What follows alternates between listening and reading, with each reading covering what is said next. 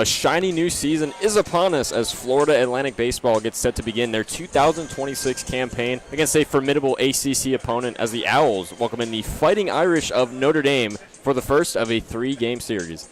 Hello, Owl Nation. Welcome to this edition of FAU Owl Radio on YouTube. Join alongside my partner in crime, Chris Talt. I'm Nathan Korst. Happy to have you with us here under the Friday night lights here in spectacular Boca Raton, Florida.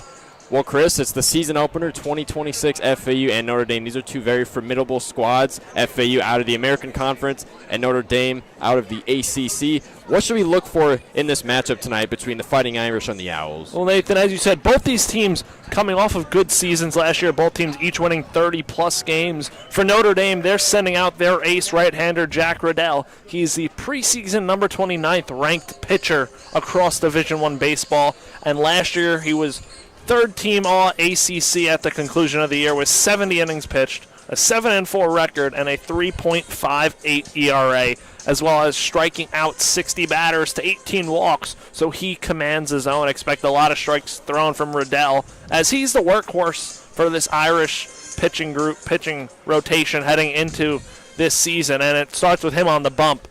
For Notre Dame, they also have sophomore outfielder Bino Waters. He'll be in left field. He was the 2025 freshman All-American, second team and first team All-ACC freshman team. Last year he hit .317 with 9 homers and 39 RBIs, an outstanding season for Waters.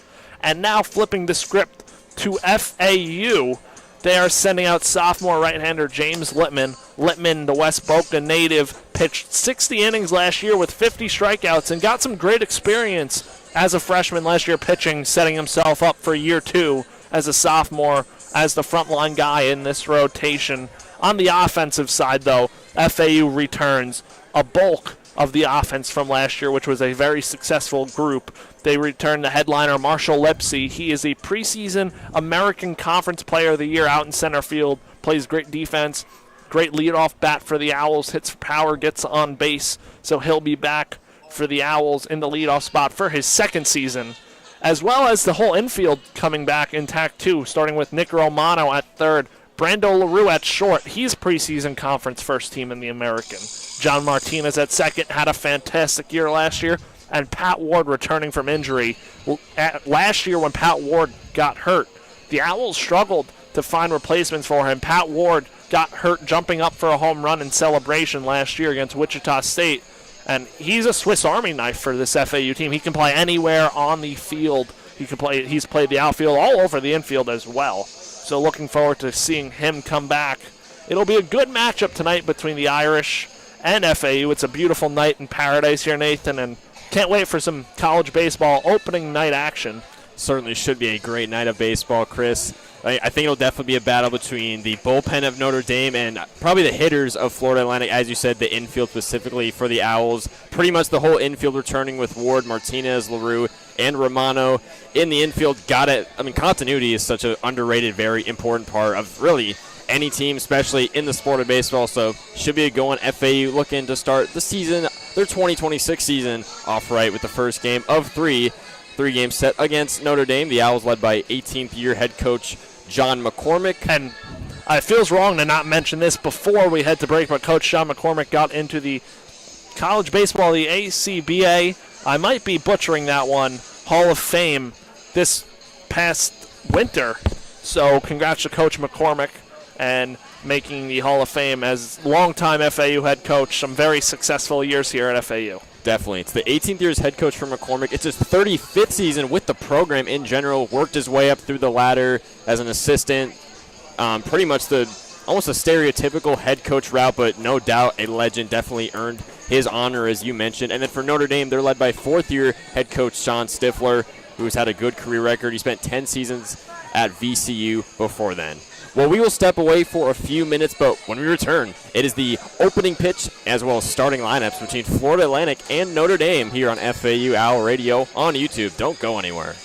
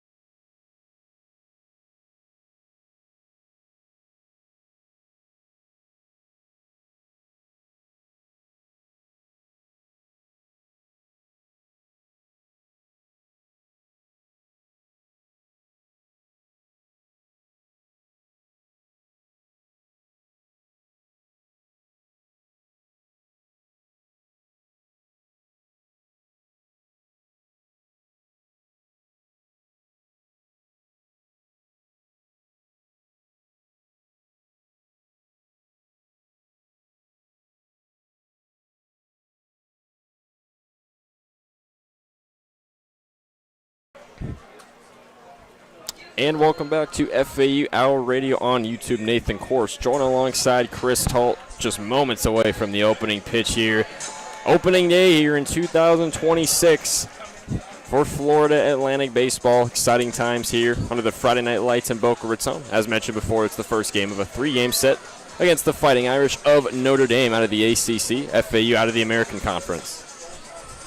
Should be a fun one, Nathan. Excited to see what happens here. James Littman on the mound, going through his warm-up pitches right now. The Owls debuting new uniforms. Pinstripe Owl script, pinstripe white unis. Irish wearing their road grays with their signature gold helmets. For the Owls, as we said, pregame continuity is what it is. I'm going to run over the defense real quick, and then we'll hit the lineup as it goes. It is, starting in the outfield, it is Peraza, Lipsy, Patton from left to right. From third to first, it's Romano, LaRue, Martinez, Ward. And then Ian Collier, the transfer from Texas State behind the dish, catching James Littman. For the Irish leading things off, it'll be Drew Birkland, and it'll follow after that with Nathan as he runs through the lineup for the Irish. So starting out for Notre Dame, the leadoff batter, center fielder number 10, Drew Birkland, the graduate student, transferred in from the University of Minnesota. Batting in the 2-hole spot, the left fielder number 15, Bino Waters. Batting in the 3-hole, the designated hitter, number 19, Mark Quattrani. The third baseman batting in the 4-hole spot, it's number 22, Parker Brustevitz. Batting in the 5-hole, the catcher number 55, Davis Johnson. The 6-hole spot, the right fielder number 1, Jace Lee. Up next, the 7-hole spot, the shortstop number 11, Noah Coy. Batting in the 8-hole spot, the first baseman number 21, Dylan Paso. And then rounding off the lineup in the 9-hole will be the second baseman number 13, Jamie Z. Chris. Should be fun. We're about ready for first pitch here between the Irish and the Owls. Up to the dish first for the Irish. Center fielder number 10, Drew Birkland, the right-handed batter, up against the sophomore starting pitcher, James Littman. The first pitch of 26 on the way. Misses out and away for ball 1. James Littman, starting pitcher for FAU, usually sits from 91 to 93 or so on the fastball velocity. Littman, the 1-0. That one swung on, goes foul over the right side of the stadium. So Birkland showing off the power hitting abilities on just the second pitch of the game. Just nothing in front of this table right here. The 1-1 from Littman. Check swing in there for strike number 2. So Littman ahead in the count. 1 ball, 2 strike against the leadoff man Birkland. Nobody on, no outs. Littman winds and deals. And he gets Birkland to swing up the ladder for strike number 3. Beautiful work from the starting pitcher, James Littman. In nights like this, opening night, expect these starting pitchers to really have an uptick in velocity, being pumped up to come out here, fire away, ready to go. Littman, the Boca Raton native, West Boca High School graduate, as Bino Waters now steps into the box and takes strike number 1. Waters expected to be headlining this Irish offense throughout the year, coming off of the extremely good year last year, hitting .317. Littman, the 0-1. That one swung on, grounder right up the middle. It was bobbled by the shortstop, and Bino Waters will reach first base off of an error in the infield. Waters did hit it hard right at LaRue, who was shaded up the middle, shifting right behind the second base bag, and it ate up LaRue, got away from him, and it got to Martinez, but shocked him on that a little bit as he couldn't get it. So an E6 for Bino Waters reaches. And now up to the plate for the Fighting Irish, the designated hitter Mark Quattrani, right-hander against the right-hander Littman. Here's the pitch from Littman. That was swung on, fouled, way up high over the right side of the stadium for strike 1. And Quattrani, last year, he played at Cornell. He was first-team All-Ivy League last year, hitting 6 home runs, 24 RBIs, and a .318 batting average in 34 games. So it's 1 runner on for the Irish. Here's the 0-1 from Littman. Swung on and missed for strike number 2 is Mark Quattrani. Good breaking ball from Littman. The Owls up the middle, shaded for double play depth with LaRue and Martinez. Littman has a chance for K number 2 right here. He's ahead 0-2. winds and deals. This one swung on, foul, tipped over the third base line. We'll go at an 0-2 again.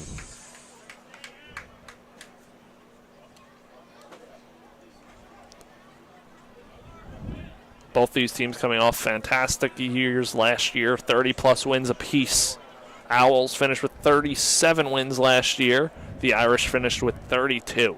Littman on the 0-2. That one swung on, fouled over behind the stadium once again. And Nathan, last time we did a game together, it's a complete 180 in how the weather changed. It's beautiful out here today, and last time against Indiana for softball, for FAU softball, when they won their opening night game, it was brutal.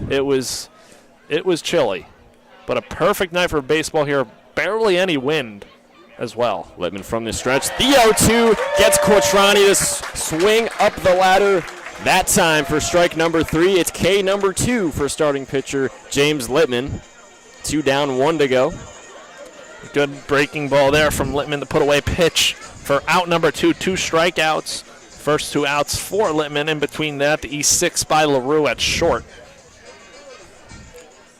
And now stepping up to the dish, the third baseman, Parker Brustevich. Another right-handed batter for the Fighting Irish. Third right-handed batter they've gone through today. First pitch from Littman, misses upstairs for ball 1. Brustevich, last year he led the Irish with 56 hits in the season, hitting .301, as well as 36 RBIs. So it's 2 outs, 1 runner on for the Irish. It's Waters on first base. As the 1-0 from Littman misses once more for ball 2. See if he can come back down 2-0 in the count. Try to find the zone against the hard hitter Brustevich. 2-0. Finds the zone that time on the strike ball down the middle. Very good-sized crowd here tonight on opening night. The berm on the right side is packed. The stands here are packed. It's a great night for college baseball. The 2-1 from Littman, foul tipped behind the plate onto the netting. So deuces are wild. 2 balls, 2 strikes, 2 outs. Brustevich versus Littman. And Littman looking to get out of the first here. He's made quick work so far with those 2 strikeouts, Chris. Can he do it again? Littman from the stretch. Checks the runner at first base, Waters, but he dives back in safely.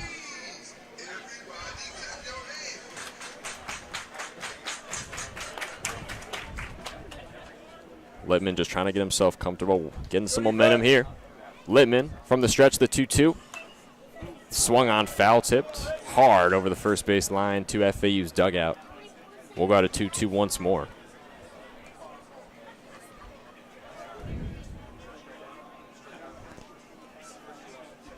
A little over 10 pitches thrown so far tonight for James Littman. And looking to get out of it right here. The 2-2. Littman rocks and fires. That one swung on. High arcing. And that's going to go foul ball. As the catcher Collier was trying to track that one down, but it went well behind the stands. Brustevich battling here against Littman. 4-hole hitter, the sophomore. Led the team. The Irish have a couple sophomores in him and Brustevich and Bino Waters, who had excellent years last year. 2-2 from Littman, misses out and away for ball 3 to make it a full count. And no doubt, as you mentioned, Brustevich led Notre Dame last year in hits, 56 to be exact. Looking to do the same again here in the 4-hole spot. But he's worked himself a full count here against Littman. From the stretch, Littman, the full count. Oh! He froze him right up high for strike number 3. And James Littman sets down Brustevich to retire the Notre Dame side in the top half of the first inning. Couldn't ask for a much better inning from the sophomore starting pitcher, Littman. No, you couldn't. Great job by Littman getting out of that first inning, and now it's time for the Owls to come back up and hit after this quick break on FAU Owl Radio.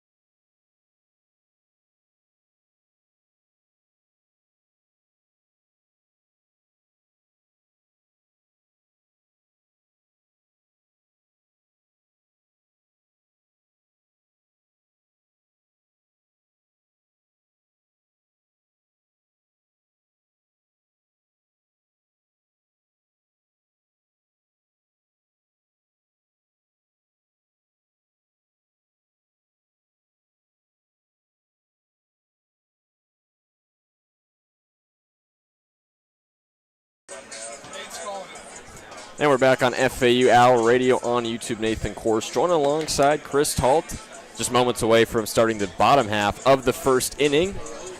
Starting pitcher James Littman was able to set down Notre Dame pretty quickly, facing just 4 at-bats, and had 3 strikeouts. One of those a backwards K from the last one to Bruce Devitz.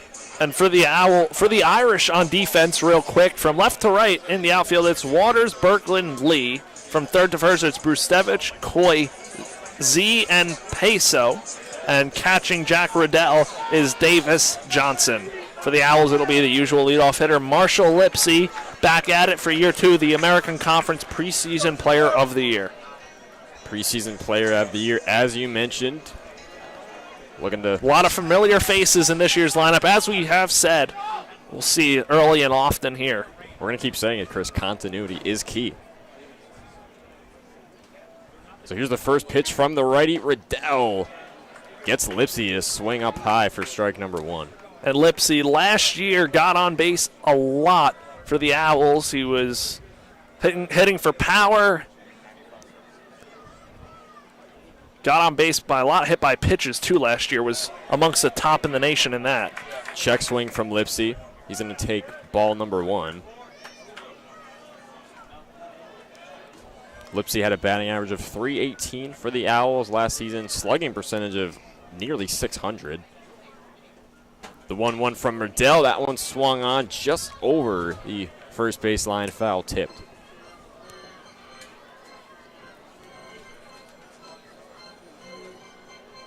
So no runners on, no outs. Lipsy down in the count, 1 ball, 2 strikes.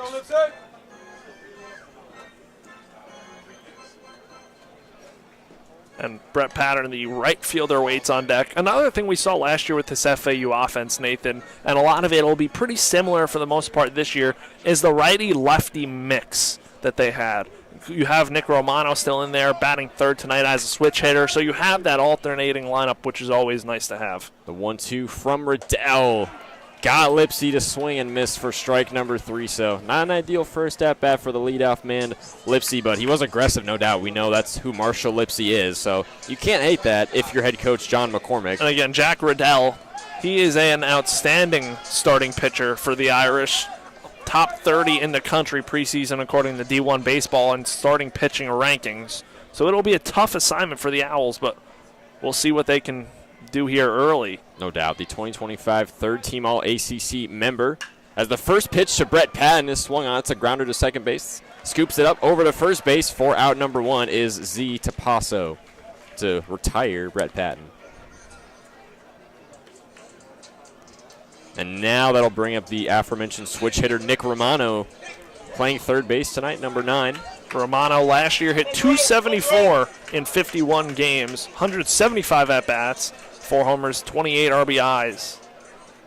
Plays the hot corner for the Owls. First pitch from Riddell. Misses down in the dirt for ball number 1.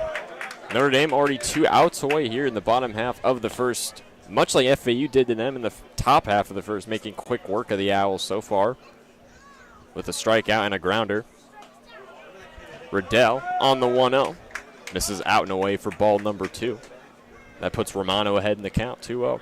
The Owls also looking for their first base runner here in 2026. Can Romano be the one to get it on the 2-0? But he'll look on. But the pitch misses down low for ball 3, and now Nick Romano's got options here. Got a lot of room, a lot of wiggle room right here. The 3-0 from Riddell.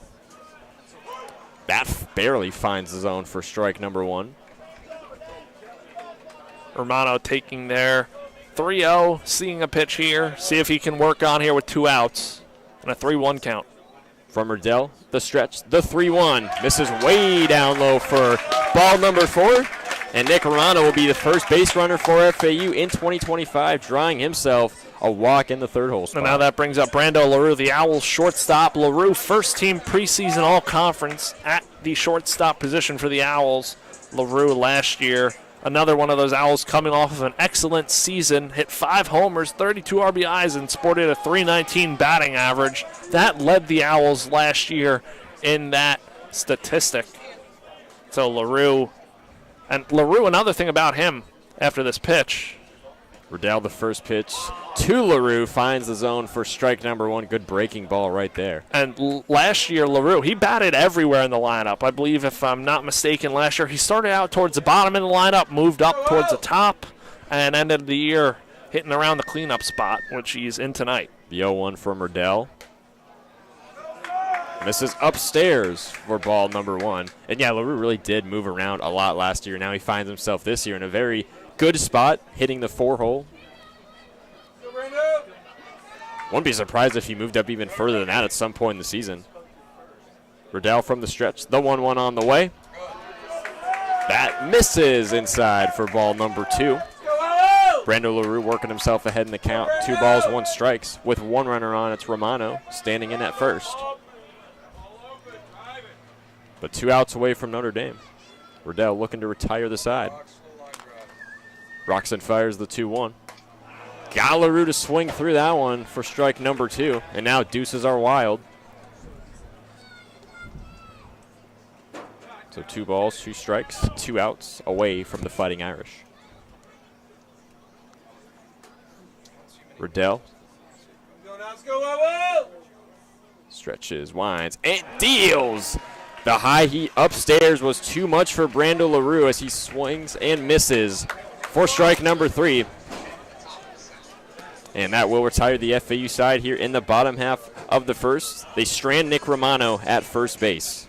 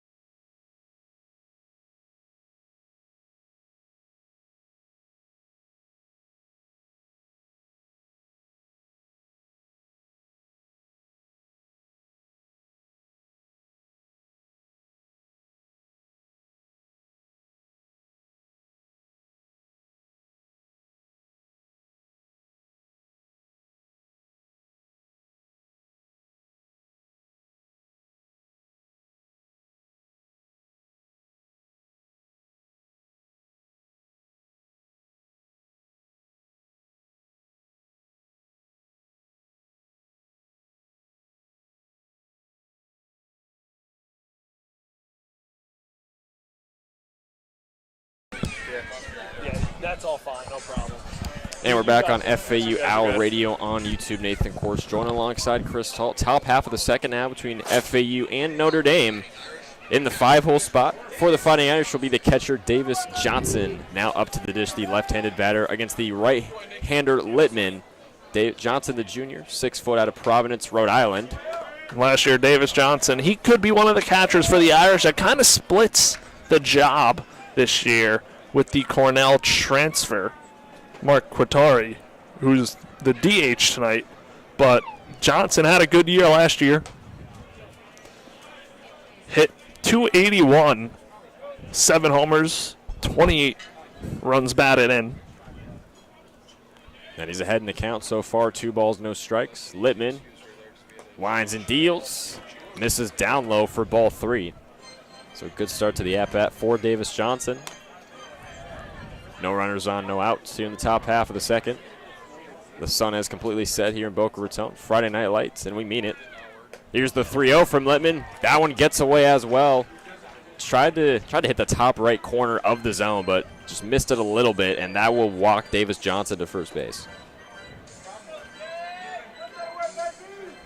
And then that will bring up the right fielder, Jace Lee for Notre Dame, rocking number 1.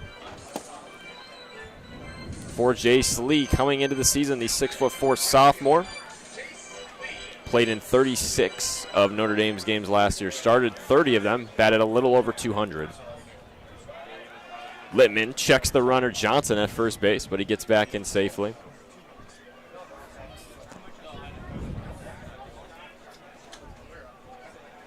The Owls double play depth up the middle with LaRue and Martinez. Littman rocks and fires. His first pitch to Jace Lee. That paints the zone for strike number 1.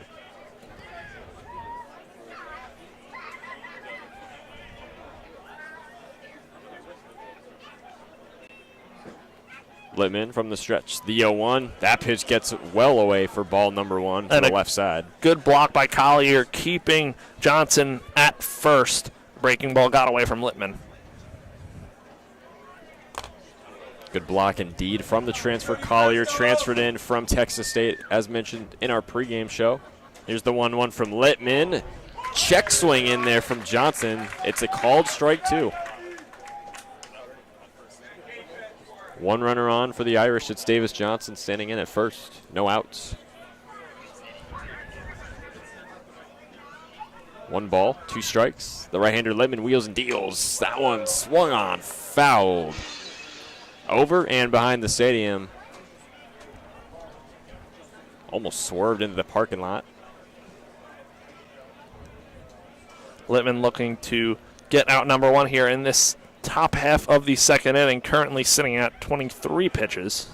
The 1-2 from Littman, foul tipped over the first base line. That rolls into the FAU dugout. We'll go to 1-2 once again. And another thing for both sides we will have to keep an eye on tonight is how extended these pitchers are going to be for both sides. Game 1 of the season, not probably going to go extremely far into the game pitch count-wise.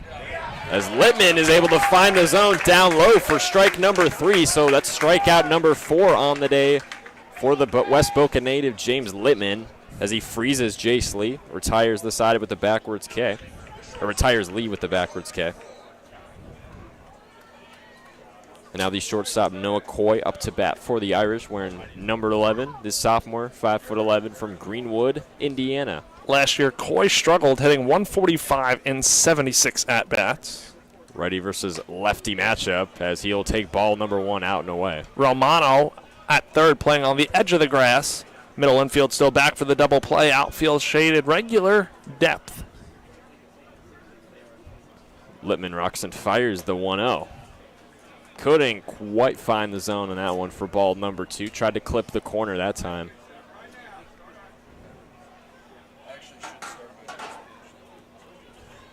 Johnson still standing in at first with 1 out away. The 2-0 from Littman. Finds the zone that time with the high heat for strike number 1.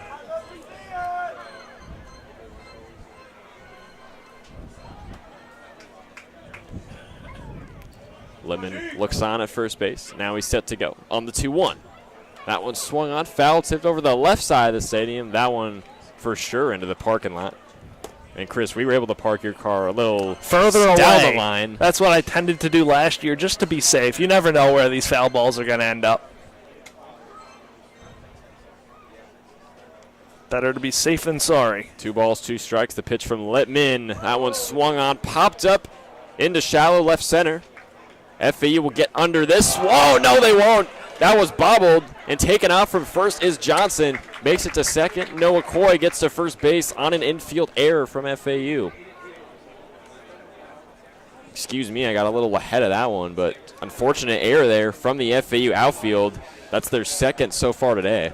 The error on LaRue on that one. I'm surprised Peraza, he must have not gotten a good jump on that. Couldn't come in to make the catch. Him or Lipsy, both playing further back, but they get the out on the force at second because Johnson had to hang around at first thinking that one would be caught. So Coy reaches on the error by LaRue, and Johnson out on the force at second. And Dylan Passo, the first baseman, now up into the box for the Fighting Irish with 2 outs away, as Chris mentioned. 1 runner on at first. It's Coy. Littman checks first again. Coy back in there just in time. They called him safe. Not sure the fans loved that call. Looked like a bang-bang play. Coy must have just snuck his hand in there. Littman He's going to check Coy again at first base. And that's something we saw a lot of last year. Again, Major League Baseball, they have the limit to how many times you can do that. College baseball, there is no limit, so Littman can throw over there as many times as he would like. As he drops in the first pitch to Paso, paints the zone for strike number 1 down low.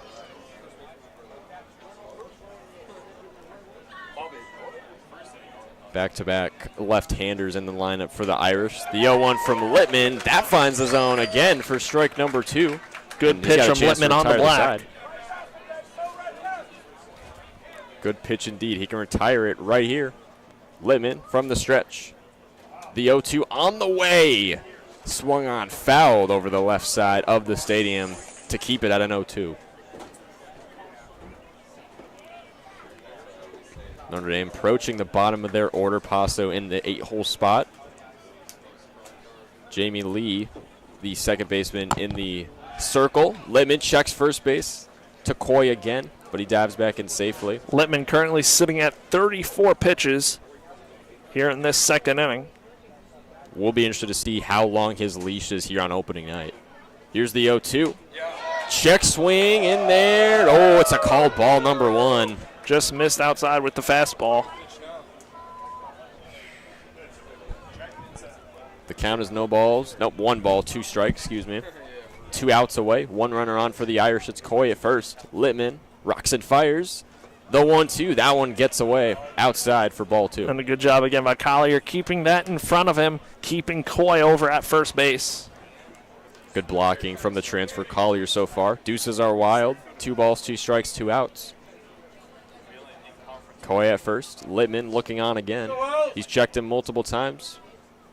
But he rocks and fires the 2-2. Gets Paso to foul tip that one behind home plate. So good battle brewing between the left-handed Paso and the right-handed Littman. The Irish working up Littman's pitch count. Trying to tire him out. Littman. The breaking ball, swung on, grounded, absolute zip line up the first base line, and it's in there for a single. Dylan Paso now puts 2 runners on for the Fighting Irish. It's Paso at first and Noah Coy standing in at second. And that is the first hit of the ball game for either side. The first hit for the Irish here in 2026. Littman looking to work out of trouble here with 2 outs, runners on first and second, as well as the first runner in scoring position in the ball game for either side. And now Notre Dame has reached the bottom of their order with freshman second baseman Jamie Z, the Hasbrook Heights, New Jersey native, so didn't grow up from too far to where Chris grew up.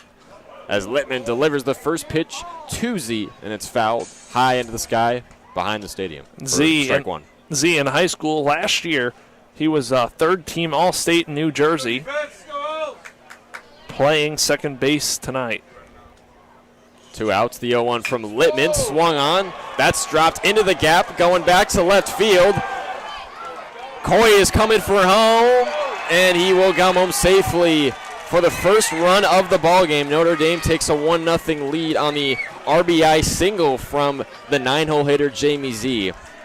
That'll turn it back to the top of the lineup for the Irish and Drew Birkland, who struck out swinging his last at-bat. So Birkland up first and second, 2 outs. Irish leading 1-0. Drew Birkland, the leadoff man, struck out in his first at-bat back in the first inning. And something that realizing right now, the Irish traveled here. Their section exploded on the third base side for that run, first run of the ball game. They certainly did. Littman, first pitch to Birkland, gets away for ball number 1. Throwing the first pitch breaking ball against Birkland. Breaking ball, as you mentioned, just trying to get out of this hole right here with 2 outs away. We're going to get a mound visit from Coach Hunter Cooley. Coming out there, settle his young right-hander down. Early spot in this game. Only 1-0 Notre Dame. Looking to get out of this and get the bats back up for the Owls. Littman so far 4 strikeouts on the night. A little over 40 pitches thrown. He's faced 9 batters so far in this one. He's allowed 2 hits, 1 run, an error, as well as a walk. Littman, of course, will stay on the mound as the mound visit from Cooley and company is over. Just calm him down here. A 1-0 count on Birkeland right now. 2 outs, first and second. Passo off second, Z off first. And the right hand hitting Birkeland up at the dish, the senior. Trying to shake off an 0-1 start, the aforementioned strikeout he had in his last at-bat. But he's ahead 1-0 in the count. Here's the pitch from Littman. Gets Birkeland to swing through that one for strike number 1. High heat up the middle.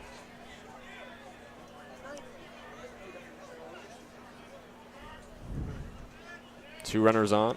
Z at first, Passo at second. Here's the 1-1 from Littman. That one swung on, foul tipped over the backside of the stadium. And now we'll pitch away from getting out of this half inning. 1 ball, 2 strikes. Littman ahead in the count now. Back-to-back strikes with 2 outs, 2 runners on for the Irish. Littman in a hole right now. Can he get himself out of it? Littman, the sophomore, on the 1-2. Upstairs, it's a called ball number 2 to make it deuces wild. And that breaking ball just misses a bit inside. Broke late. See if he can play off of that spot. So deuces wild, 2 balls, 2 strikes, 2 outs. Littman on the pitch. He froze the batter that time for strike number 3 to retire the side. Birkeland looking on, takes the high heat up the middle for strike 3 to retire the top half of the second side for the Fighting Irish, keeping it a 1-0 Notre Dame lead. And now up next to bat for FAU, due up will be Xavier Maranta, Ian Collier, and Michael Peraza when we come back on FAU Owl Radio on YouTube.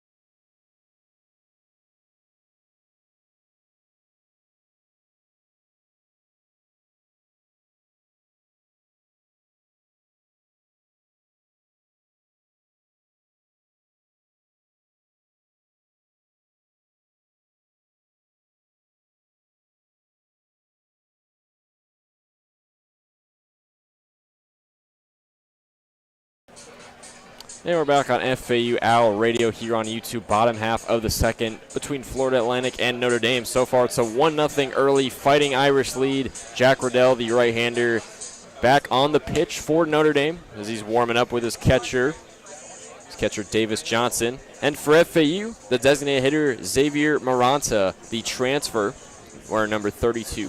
Maranta transferred right here from Nova Southeastern, so close by, played Division II baseball, making the jump up here to Division I, getting his first at-bat. Last year, 6 home runs, 40 RBIs, and a .343 batting average, and a 1.050 OPS. Owls looking to get a base hit aboard as the first pitch from Riddell in the dirt gets away for ball number 1. In the first inning, Riddell had 15 pitches, 2 strikeouts, and 1 walk on for his second inning of work. The 1-0 from Riddell misses up high for ball number 2. Maranta, the Miramar, Florida native, standing at about 5'10" in the DH spot.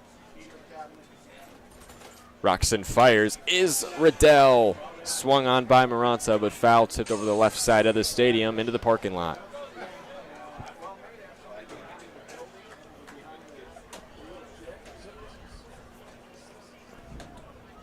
So 2 balls, 1 strikes. Riddell from the stretch. Here's the pitch. Out and away for ball number 3, Maranta. And a good lead by Maranta right there, looking to get on, play lead off here, the 5-hole hitter and designated hitter in this Owls lineup tonight, hitting from the left side. 3-1 from Riddell. That one skied into the air, but it goes over the third base line and foul onto the berm. But Maranta showing off the power hitting ability right there. Just needs to locate down a little bit better, just keep it fair. FAU looking for that first base hit. It's a full count, Maranta. 3 balls, 2 strikes, no outs. Full count, Riddell. Rocks and fires. Misses down low for ball number 4. Xavier Maranta draws himself a leadoff walk here in the bottom half of the second to finally put a runner aboard for FAU. That'll bring up the backstop. Ian Collier getting his first at-bat here at FAU. Ian Collier, the Texas State transfer, right-handed batter against the right-hander Jack Riddell. Collier. The Irish will look for the double play up the middle. Yes, they will. Riddell, the first pitch to Collier. Finds the zone for strike number 1. Collier looked on that one. It's Maranta standing in at first with no outs. Riddell waiting for the signal. Delivers the 0-1. That one swung on. A liner into center field, but it's caught by Drew Birkland in the outfield for out number 1. Collier hit it hard, just unfortunately right at Birkland, as you said, Nathan. Want to keep swinging it like that. Had a lot of power on it, though. Just couldn't quite get the arc on it, so they line out to center field. 1 out away for the Irish. Michael Peraza, the left fielder, now up to the dish for FAU. The redshirt sophomore transferred in from West Virginia. Lefty versus righty as the right-hander Riddell deals his first pitch. Never mind. He's going to check Maranta over at first as he slides back in safely.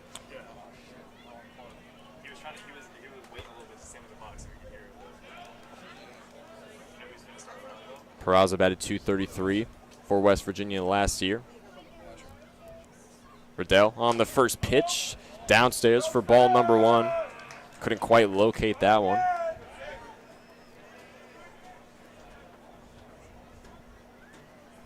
FAU 2 walks drawn so far today, leading to their only 2 base runners.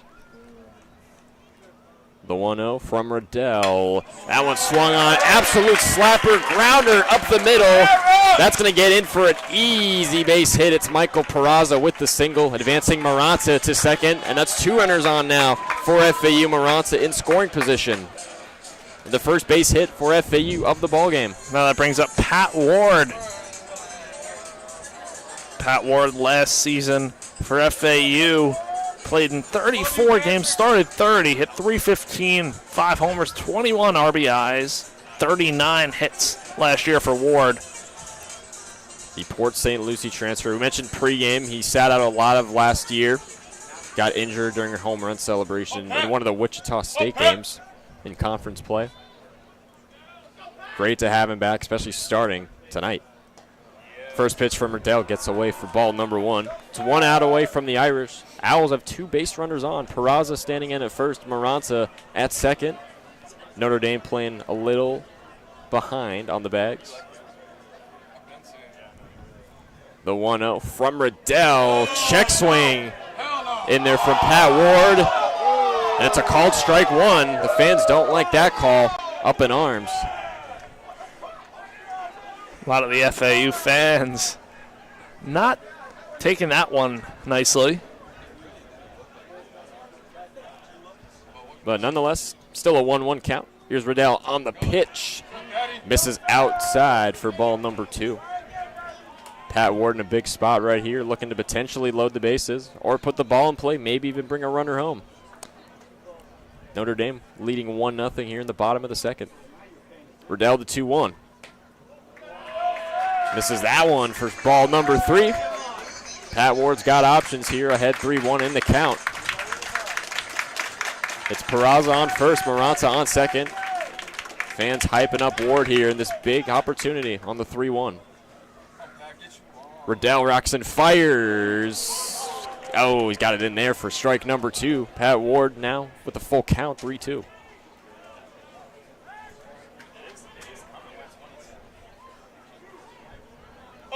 So major spot right here for Patrick Ward. The 3-2 from Riddell. Swung on, fouled over the first base line onto the netting. Will go again at a full count. And a good spoil there from Pat Ward battling here. 3-2 count. Just shorten up ball and play or work on base. It's a 3-2-1. 3 balls, 2 strikes, 1 out. 2 runners on for the Owls. Riddell, who's thrown about 25 pitches, a little more than that tonight. From the stretch, Riddell. Here's the payoff pitch. Swung on, absolutely slapped into center field. Does that have the carry back at the warning track? No. Drew Berkland in there for the catch. But runners will advance for FAU. Maranta getting himself to third base. Peraza to second base on the sac hit from Patrick Ward for out number 2.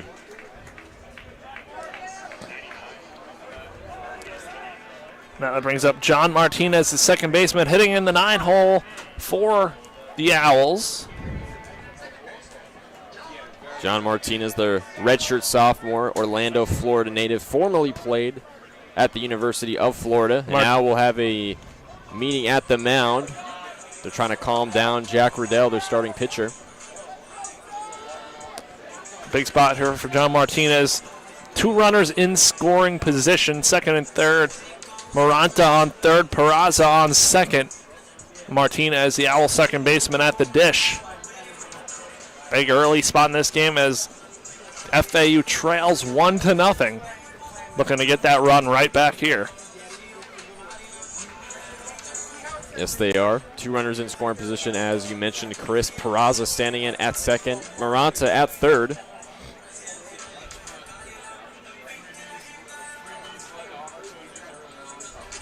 As Martinez, the right-handed batter, steps into the box for the at-bat against Jack Riddell. 32 pitches for the starting pitcher, Riddell. 2 strikeouts so far. Looking to retire the side with 2 outs away. The righty-righty matchup. Righty-righty, Riddell. The first pitch to Martinez. Just a bit outside. He tried the corner and missed.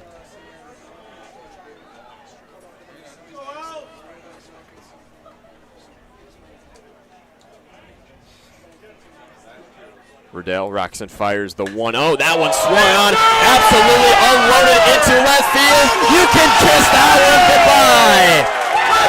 A 3-run blast from John Martinez to put FAU in front 3-1. That's a no-doubter off the bat of John Martinez.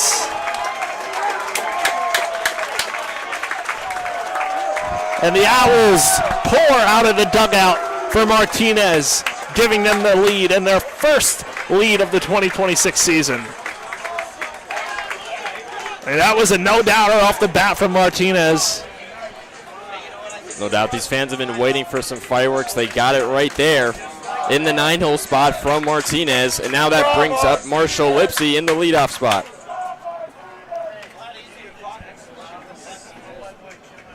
That's just what the Owls needed there. 2 outs, big runs. First pitch from Riddell, bunted on by Lipsy, and he gets to first base easily. And that's an infield single for Lipsy. Smart bunt by Lipsy. Smart bunt indeed, gets himself his first on hit base of the 2026 season. Now you see this momentum starting to build here. We'll see what Pattern can do up at the plate. Last time up, he grounded out to second. Brett Patton, the left-handed batter against the righty Riddell. Lipsy at first, a threat to go. Riddell is going to check Lipsy at first base, dives back in just safely.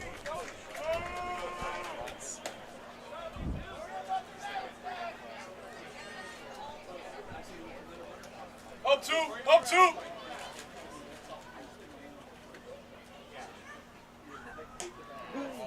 Riddell on the first pitch. Misses the zone for ball number 1 downstairs.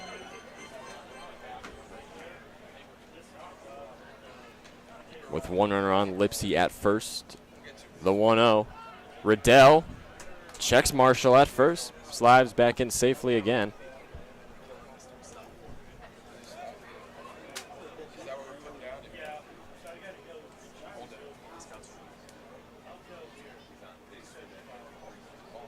Riddell rocks and fires the 1-0. This is out and away for ball number 2. So Riddell, things starting to get a little away from him now. Riddell, the pitch count on here is at 35. He's probably at about 38 pitch count on StatCast. A little slow. So nearing 40 pitches is Riddell. Riddell checks Lipsy at first for the 3rd time. Couldn't get him once more. It's 2 balls, no strikes. Patton well ahead of the count. 2 outs away, Notre Dame. And Riddell just trying to get out of here. As he wheels and deals the 2-0. Patton will take that one inside for ball 3. Definitely thought about swinging at that one, but good decision making. Split second for Brett.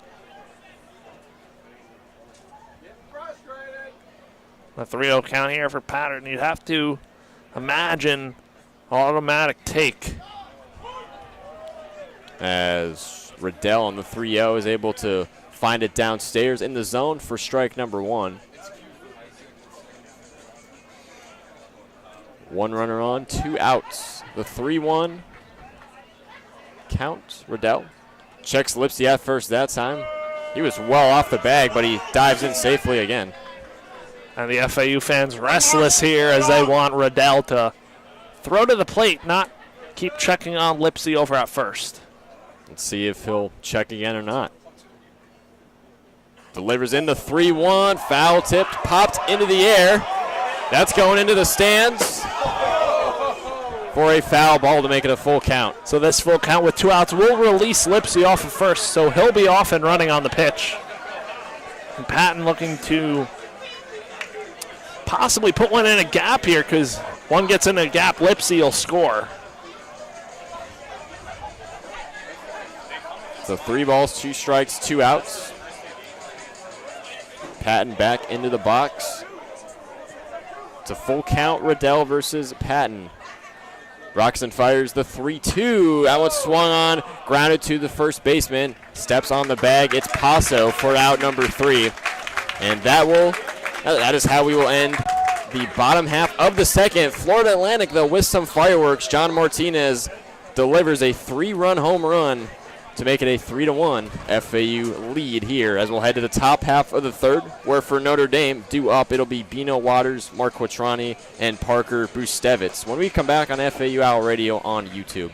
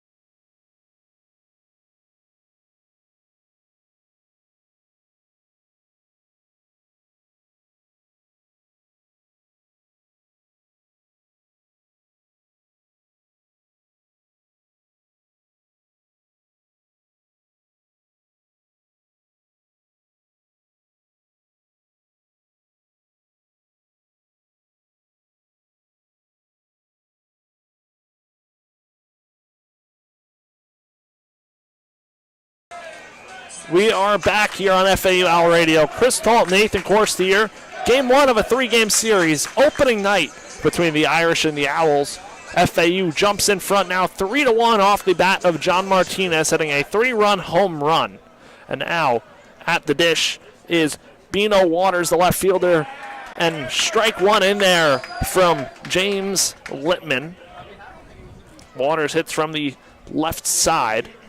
He reached on an E6 last time up, and he swings. That one's fouled back past the screen, and an 0-2 hole here for Waters. Top half of the 3rd inning as Littman kicks, fires the pitch. That one is cut on and missed for strike 3. Down goes Waters, and another strikeout for Littman. Have yourself with a so far, James Littman. Definitely hasn't succumbed to the pressure that comes with being a starting pitcher. He's played very well tonight. Now that brings up Mark Quattrani, the designated hitter. He struck out swinging, and his first at-bat, the righty-righty matchup, as that pitch is popped foul right side. Under it is Pat Ward into foul territory. Makes the catch for out number 2. So 2 quick outs here for Littman. Settling back in now with the lead. Now coming up is Parker Brustevich, the sophomore, struck out looking in his first at-bat. Littman back on the rubber, working quick, but Brustevich going to call time, walk down to his third base coach. And again, if you're Littman, you'd love to get the offense back at the plate pretty quick here on the heels of a John Martinez 3-run shot. Brustevich still talking to his third base coach, Littman walking around the mound. Now the ump's going to break it up. Notre Dame batting just 2 for 11 so far tonight with Littman on the mound for about a 182 average, 6 strikeouts from Littman. So Littman ready, Brustevich ready. We are ready. 2 outs here. Top half of the third. Littman kicks, steals the pitch. That fastball misses for ball 1 inside.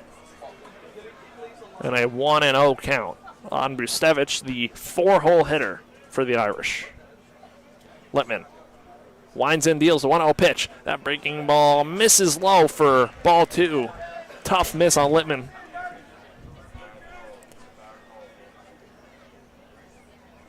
So 2-0 count on Brustevich, the righty-righty matchup. Littman kicks, fires the pitch. That fastball's in there for strike 1 and a 2-1 count. The Irish looking to come back here. Scored 1 last inning. Down by 2 here, top half of the third. Littman winds and deals his 2-1 pitch. That fastball's fouled back to the screen on a 2-2 count. So deuce is wild now. Notre Dame's infield backed up a little bit from the plate, especially, or FAU's I should say, especially LaRue and Martinez. So 2-2, 2 outs. Littman on the mound. Littman kicks, deals the pitch. That one is popped up foul over the right side and out of play. So Brustevich battling here.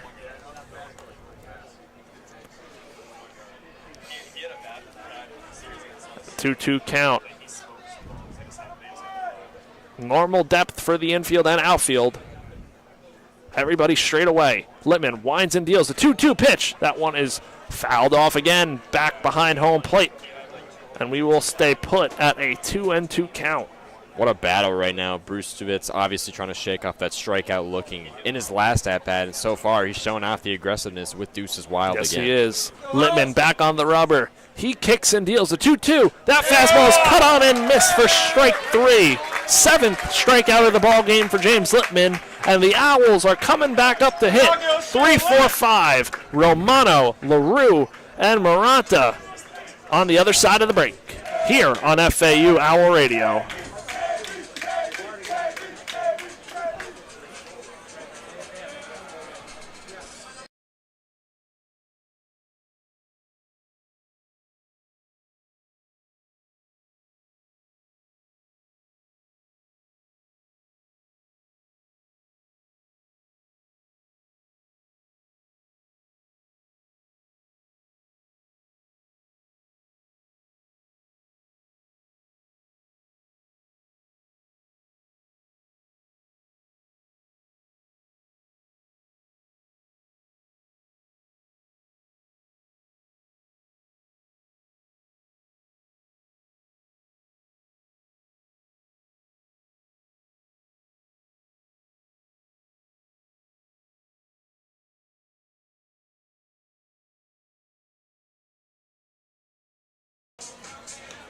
We are back here on FAU Owl Radio. Bottom half of the third inning. It'll be 3-4-5 for the Owls, starting with Nick Romano, who reached on a walk his first time up.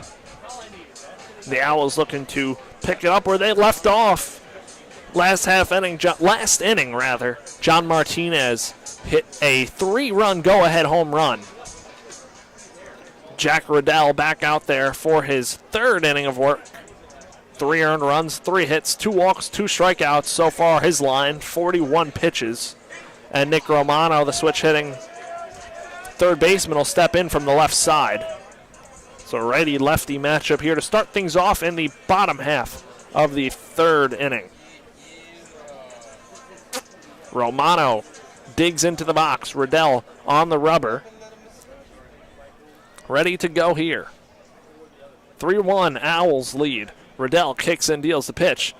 That is a fastball in there for strike 1 and an 0-1 count. Go, Nick. So an 0-1 count on Romano. As Riddell winds, deals the pitch. 1 changeup inches upstairs. Ball 1 and a 1-1 count. Noah Coy shaded the shortstop up towards the middle. And the second baseman, Jamie Z, playing on the grass. That pitch is taken for ball 2 and a 2-1 count upstairs. Romano, the 3-hole hitter in this Owls lineup. Riddell winds, deals the 2-1 pitch. That one is cut on and missed for strike 2, a fastball. Romano chased a little out. Romano, of course, another big playmaker for FE from last year. Started in 48 of his 51 games. So a 2-2 count. Riddell winds, deals the pitch. Fastball misses outside, ball 3. Romano looking to work on base. Full count on the leadoff man here, Romano. FAU leading it 3-1. Bottom half of the third inning as Riddell deals. That pitch misses upstairs for ball 4. And Romano has his second walk of the ballgame. Very good work, very good patient work there from the 3-hole hitter, Nick Romano, putting a runner on for FAU. So now that brings up Brando LaRue, the shortstop. He struck out his first time up. So Brando LaRue, the righty-righty matchup. The Irish looking for the double play depth as Romano leads off first. Riddell kicks, steals. That pitch is chopped foul and rolls behind the catcher for an 0-1 count. So 0-1 on LaRue, the preseason first-team all-conference shortstop for the Owls. Riddell set, deals, fastball up and in, ball 1, and a 1-1 count on LaRue. Packed crowd on opening night college baseball here in Boca Raton. An absolutely gorgeous night for baseball. The 1-1 pitch from Riddell to LaRue. It's a breaking ball, chopped at the third baseman, Brustevich. He fields, flips to second, gets the out at second. LaRue reaches at first, close play.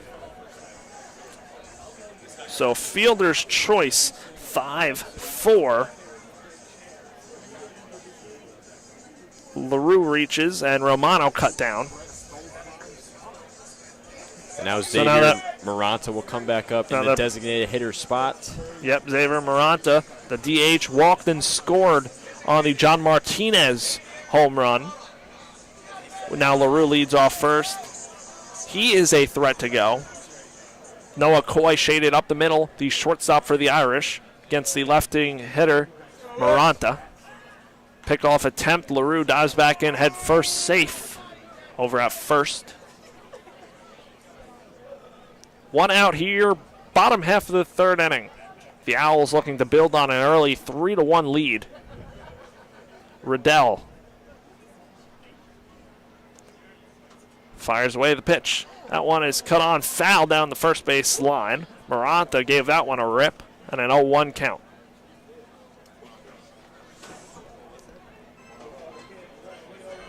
The Owls looking to keep this momentum going.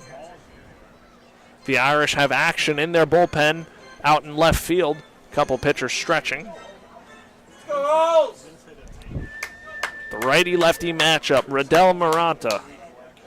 Riddell kicks, steals. That one's fouled off behind home plate, and an 0-2 hole now is Maranta. with LaRue leading off first. We'll be interested to see how much longer Jack Riddell goes today. A little over 50 pitches thrown so far tonight. 0-2 on Xavier Maranta, the Owls' designated hitter. Riddell winds and deals. LaRue bluffs, breaking ball up high. Ball 1. Good job, Brando! Brando doing a good job of distracting Jack Riddell. We'll see if the Owls send him at all here in a 1-2 count with 1 out. Small lead for LaRue over at first. The pitch is down in the dirt for ball 2 on Maranta. He works it even. The Owls crowd still very lively here, hopping on Jack Riddell every time he throws a ball. He's set. And throws over to first, checking on LaRue once more. LaRue safe at first, not close. We've seen Riddell check any runner at first a good amount of times tonight. He does it again right there, as you said. So Maranta back in the box, a righty-lefty matchup. Riddell kicks and deals a 2-2. LaRue off and running, breaking ball to the backstop, swung on and miss. Maranta's going to head over to first as he, check that, Maranta will not reach because first base was occupied by LaRue at the time. So LaRue gets second base on the steal. Maranta down on the strikeout swinging, and there's 2 gone here in the bottom half of the 3rd inning, bringing up Ian Collier, the catcher, who lined out to center his first time up. But a runner in scoring position for the Owls, a chance to add to their lead. A 3-1 FAU lead bottom half of the 3rd. The righty-righty matchup, Riddell versus Collier. Riddell kick steals that one. Fastball in there for strike 1 and an 0-1 count.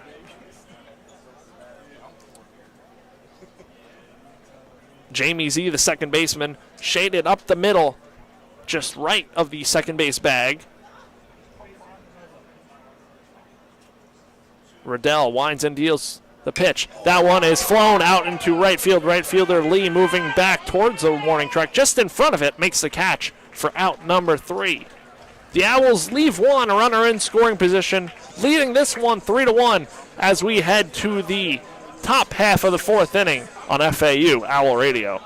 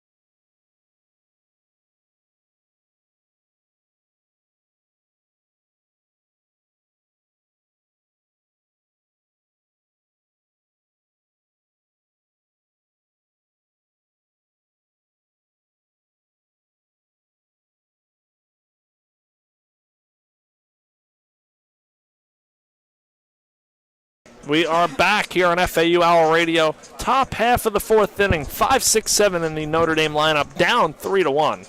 Starting with Davis Johnson. The catcher reached on a walk his first time up. Littman back out there for his 4th inning of work. 7 strikeouts, 1 earned run, 2 hits for Littman. The righty-lefty matchup. LaRue just to the left of the second base bag. Outfield playing normal depth here against Johnson. as Littman's first pitch fastball is in there for strike one. And Notre Dame, second half of the lineup, a lot younger of batters right here. Littman on the rubber, working quick. The 0-1 pitch to Johnson is fouled off over the left side and out of play. So an 0-2 hole on Davis Johnson, the lefty swinging catcher. But yeah, a lot of youth in this part of the lineup. You have Johnson, the junior, and then you have 2 sophomores, then 2 freshmen to round it out. Littman up 0-2 here, looking for the put-away pitch as he winds and deals. That changeup is in there for strike 3. Down looking is Davis Johnson, the 8th strikeout of the night for James Littman. And there's 1 gone here in the 4th. Littman's starting to string together lots of consistency. Things kind of got away a little bit from him early in the game, but he started off really well, and now he's really rounding things off really well as well, up to 8 strikeouts, as you mentioned, so far in this game. So now Jace Lee, the right fielder, who also struck out looking his first time up, the righty-righty matchup. That breaking ball misses just a bit inside for ball 1 on Lee.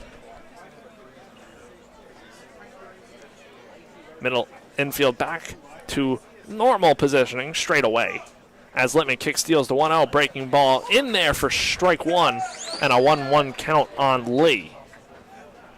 Lee struck out looking in his last time out back in the 2nd inning. So 1-1, 1 out here. Littman deals. Breaking ball flown out into shallow right center field. Coming on and converging are the Owls, and Lipsy fields it in front of him. Bloop hit for Jace Lee, and he's on with a 1-out single. That was just a tough one, perfectly placed by Lee to get on base here with 1 out. John Martinez fell going for it back. That's a tough play going back as the second baseman. And Patton and Lipsy were both just too far away for that one. So now that brings up the shortstop Noah Coy, and the Owls shaded double play depth up the middle in the righty-lefty matchup as Littman fires a fastball that misses upstairs for ball 1. So Jace Lee will lead off first. Noah Coy at the dish. The righty-lefty matchup. Littman kick steals the pitch. That change misses. Just believe inside. And a 2-0 count. So 2-0 on the 7-hole hitter Noah Coy as Littman checks on Jace Lee over at first. But Lee is safe. The Irish looking to start a little 1-out rally. FAU looking for the inning-ending double play here with 1 out in the 4th. Littman deals. Fastball misses again. Just a bit outside. Littman working around the edges, but just missing here in this at-bat. A 3-0 count. Littman deals the pitch. Fastball misses outside on the left-hand hitting Coy for ball 4. So first and second with 1 gone for Dylan Passo, the first baseman. Littman still trying to see what's good for him, just trying to pick his spots so far in this game. And for the most part, it's obviously worked with the 8 strikeouts. Just let that at-bat get away from him a little bit, but only 1 out away, only 2 runners on. He can still come back here. Still a chance for the double play here with only runners on first and second. LaRue Martinez up the middle looking for the double play. Romano and Ward both behind first and third. That changeup misses in at the feet of Dylan Passo for ball 1. Another runner in scoring position for the Irish, but before the next pitch, we are going to get a quick mound visit from pitching coach Hunter Cooley as they look to gather James Littman here with the 1-0 count. At least visibly, I don't see any FAU action in the bullpen, but it's tough to see over there. Yeah. There's no fencing like there is in left field to see the opposing team bullpen, but Littman looking to get out of a jam here in a 3-1 lead. He's up to 70 pitches with 8 strikeouts, 3 1/3, so probably nearing the end of his line. You're getting close to it here on opening night. Jace Lee off of first, Noah Coy. Jace Lee off second, Noah Coy off first. And Dylan Passo at the plate Another left-hand swinging player for this Irish team against the righty James Littman. Littman kick steals the pitch. Breaking ball in there for strike one and an 0-1 count. I'm sure if you're head coach John McCormick, you're definitely you'd like to see Littman at least try and get out of this inning before thinking about subbing him out. So 1-1 the pitch. Fastball fouled off into the screen and a 1-2 count. Littman works ahead here with 2 consecutive strikes. And again, FAU up the middle. LaRue Martinez both near the second base bag looking to turn a double play on a ground ball. Littman deals. The changeup misses down low for ball 2. Good idea from Littman. Trying to get him to chase. But a 2-2 count here. On the lefty swing, Paso. As Littman deals. Fastball flown. High fly ball out to center field. Lipsy moving under it, and he makes a catch. Tagging is Lee. The throw from Lipsy is cut off by LaRue. So Lee moves up to third, and it's runners on the corners with 2 outs for the 9-hole hitter, Jamie Z.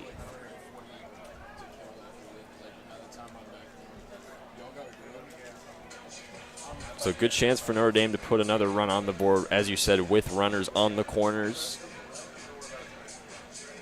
With Noah Coy at first, Lee standing in at third now. Runners on the corners, as you said, Nathan, for the Irish.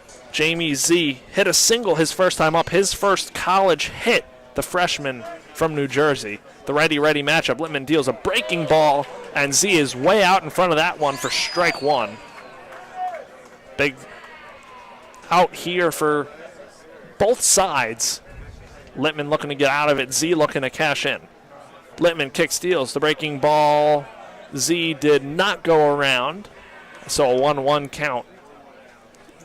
Catcher Ian Collier checks with the first base ump. So 1-1 with 2 outs here. Runners on the corners for Notre Dame. Littman kicks and deals. Breaking ball misses inside. Broke a little late, so a 2-1 count. Yeah, what a great crowd on here tonight, especially on the right side of the berm. I mean, pretty much a packed crowd over there as well. The 2-1 pitch from Littman is a fastball in there for strike 2. A pitch away from getting out of this half inning and getting out of the jam. Deuces Wild, major pitch situation upcoming here. 2-2, 2 outs. 2 runners on the corners for the Irish. Littman deals the pitch. Breaking ball smothered in the dirt by Collier. Good block, and now a full count. That will release Coy off of first, so he'll be running on the pitch with 2 outs. And Littman looking to make that one more pitch to get his bats back in the dugout and ready to hit. The payoff pitch from Littman. This fastball fouled off in the box. Looks like it hit off of Z's foot. And we will stay put 3-2. Again, Littman 8 strikeouts on the night.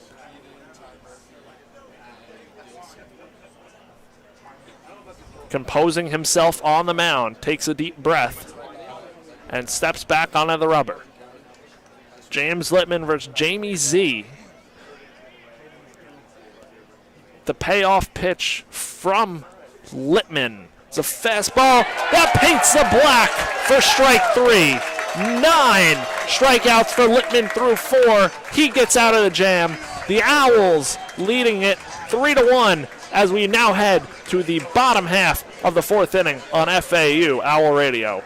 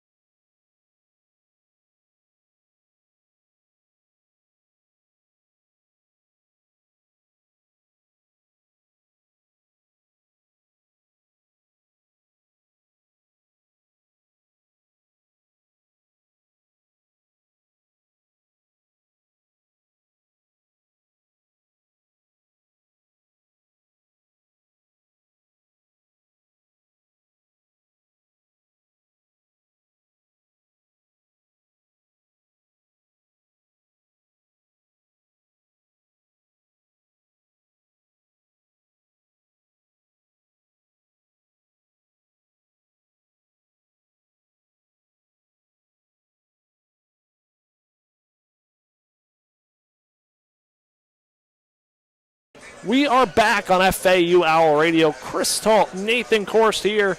Coverage of opening night baseball between the Notre Dame Fighting Irish and the Florida Atlantic Owls.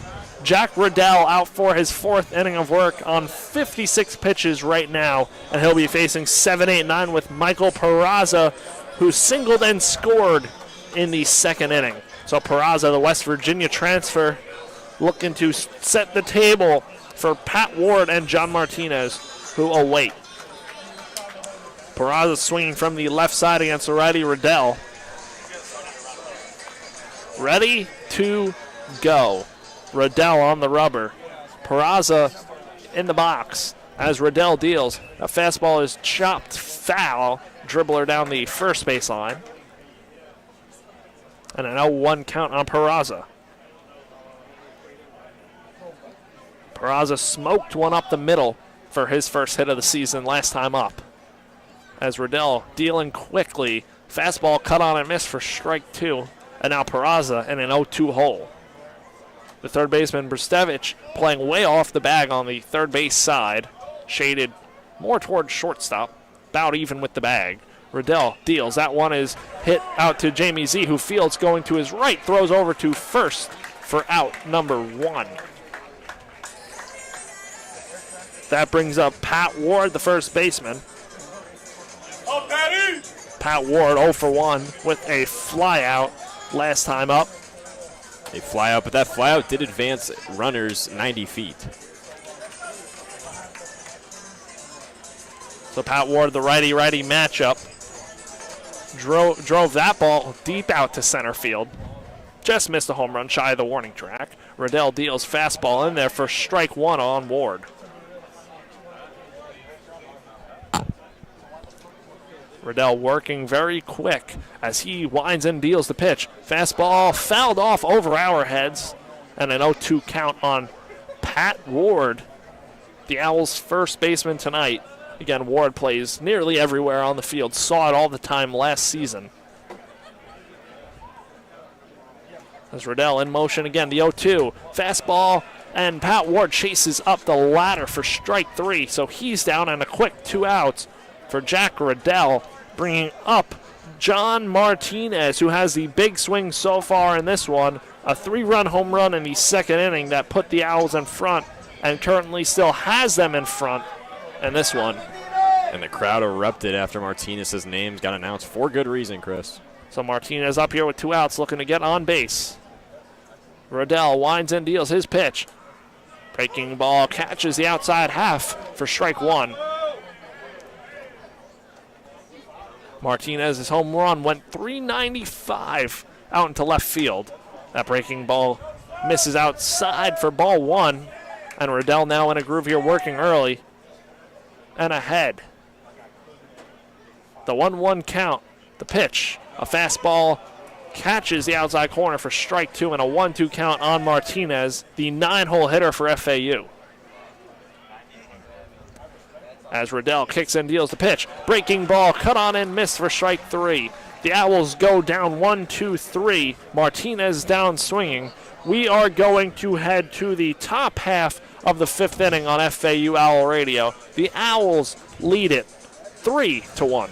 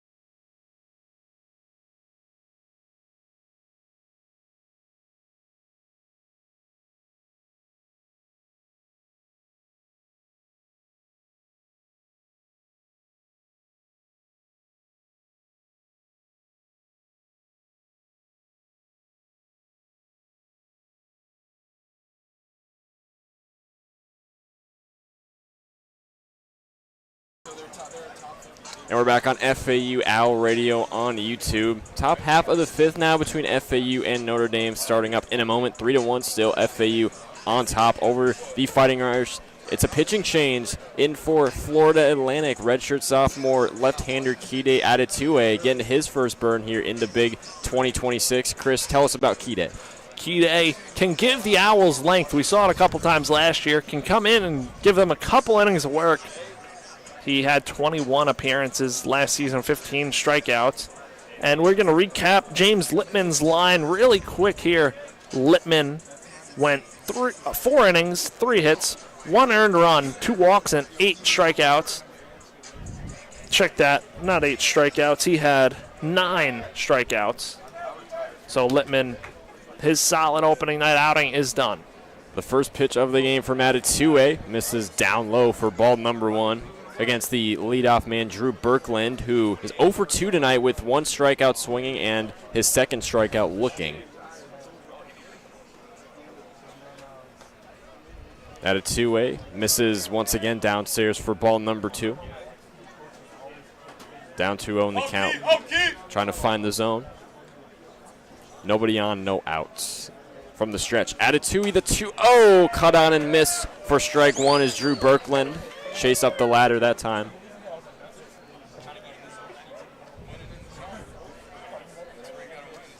Opening night of baseball, FAU and Notre Dame. Adetuwe, the 2-1, check swing up high, but it's in there for ball number 3. Good count worked. Looking to find the zone here. Don't want to give Notre Dame any sort of momentum with the leadoff top of the lineup up. The 3-1 from Kide. Is swung on, chopped just inside of the third base line, and just foul. Kide touched it right when it went foul. It was rolling down the line slowly, close, but Kide made the wide decision to grab it right when it kicked foul. Good instinct right there. A little less than halfway down the third base line. So Birkland thought he had himself a single, but now he's got himself a full count. 3 balls, 2 strikes, no outs, no runners on for the Fighting Irish. Here in the top half of the fifth. FAU leading 3-1 in Boca Raton. Back in the box is Birkland, getting himself set in this lefty versus righty matchup. Adetuwe, the full count pitch. Swung on, chopped over the first, into the batter's box, I should say. We'll stay at a 3-2 count.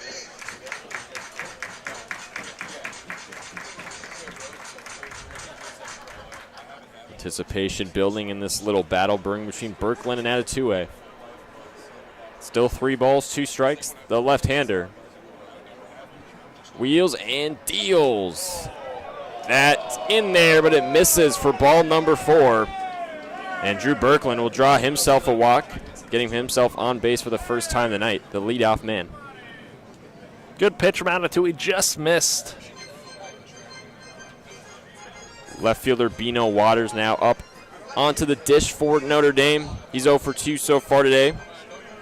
He advanced to first on a shortstop error back in the first inning, and then he struck out swinging last time out. First pitch from Adetuwe misses the corner for ball number 1. It's 1 runner on. Birkland standing in at first. Still no outs.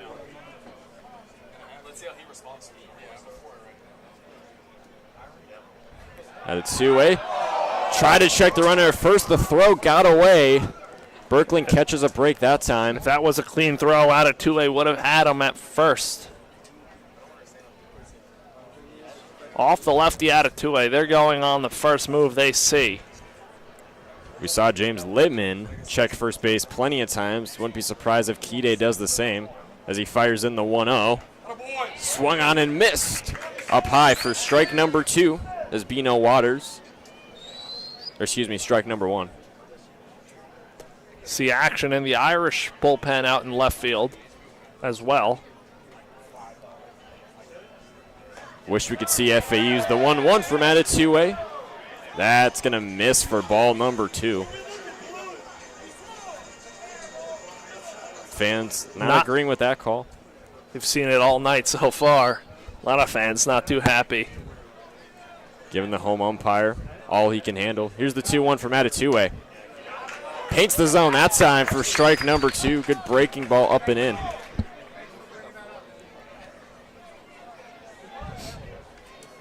Up key with it. Up key. 2 balls, 2 strikes out of 2. Looking on at first. Checks Barkland at first, but he dives back in safely. Second check so far from Kide Adetue, making his 2026 debut. It's an even 2-2 count. Kide delivers the pitch. Downstairs. They're going to say Barkland. 149. Did he go around? Yes, he did for strike number 3. And that puts 1 out away for FAU. Kide Adetue delivers his first strikeout in 2026. A big strikeout there. Get out number 1 with Barkland leading off first. Now that brings up Mark Quatari, the designated hitter, 0 for 2 with a strikeout and a pop-out tonight. Looking to turn his night around. First pitch from Adetue, a screamer down the first base line. This is easily gets in for a base hit. Barkland will round second, gets himself to third. It's a single for Mark Quattrani to put runners on the corners. A 1-out single. A big hit from Quattrani off the bat. Now that brings up Parker Brustevich, who's 0 for 2 with 2 strikeouts. The cleanup hitter comes up in a big spot. Big spot, no doubt. 0 for 2 so far. Much like Barkland did earlier. 1 strikeout looking, the other strikeout swinging. As the catcher Ian Collier and Adetue talking things over for a second as Brustevich gets ready to go up into the box. Right-handed batter versus the lefty Kide Adetue. Still a 3-1 FAU lead, 1 out away. Runners on the corners for the Irish. Adetue delivers the first pitch. Misses down in the dirt for ball 1. Adetue in a jam here, but 1 ground ball could solve his troubles with 1 out looking for the double play. 1 balls, no strikes, 1 out. Adetue rocks and fires. Up and in for strike number 1 is Kide Adetue. 1 strikeout so far. Pitch count pretty well into the double digits now. Just past 13, according to StatCast at least. Adetue the 1-1. Swung on and missed for strike number 2. Brustevich chased up the ladder. Now looking for the big out here. Has him in a 1-2 count. 1K from Kide, looking to make it 2. As he will check the runner at first, Quattrani, but he gets back in safely. It's 1 ball, 2 strikes, 1 out. Quattrani at first, Barkland at third. Chance for Brustevich to possibly bring a run home from the Irish, cut into this lead that FAU has. The 1-2 from Adetue. They're going to say Brustevich went around, and that is strike number 3 and out number 2. And K number 2 and for the relief man, Kide Adetue. That's a big strikeout from Adetue. Now 1 out away from getting out of this inning. That brings up Davis Johnson. Johnson struck out looking his last time up. He's 0 for 1. First time up, he reached on a walk. And a lefty-lefty matchup. Adetue looking to have the advantage here. Brando LaRue, the shortstop, shaded just to the left of the second base bag. Little shift on the lefty, Davis Johnson. 2 gone runners still in the corners. Adetue delivers his first pitch into into David Johnson, and he paints the zone for strike number 1. The catcher, Davis Johnson. 0 for 2 on the day with a walk. The 0-1 from Adetue misses out and away for ball number 1. Fans don't agree with that call either.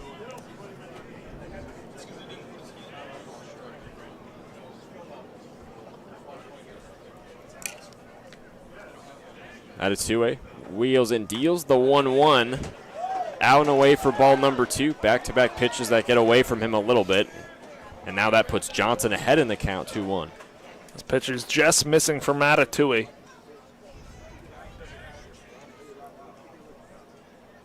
Adetue on the hill. The lefty Checks the runner at first. Quattrani dives back in safely once more.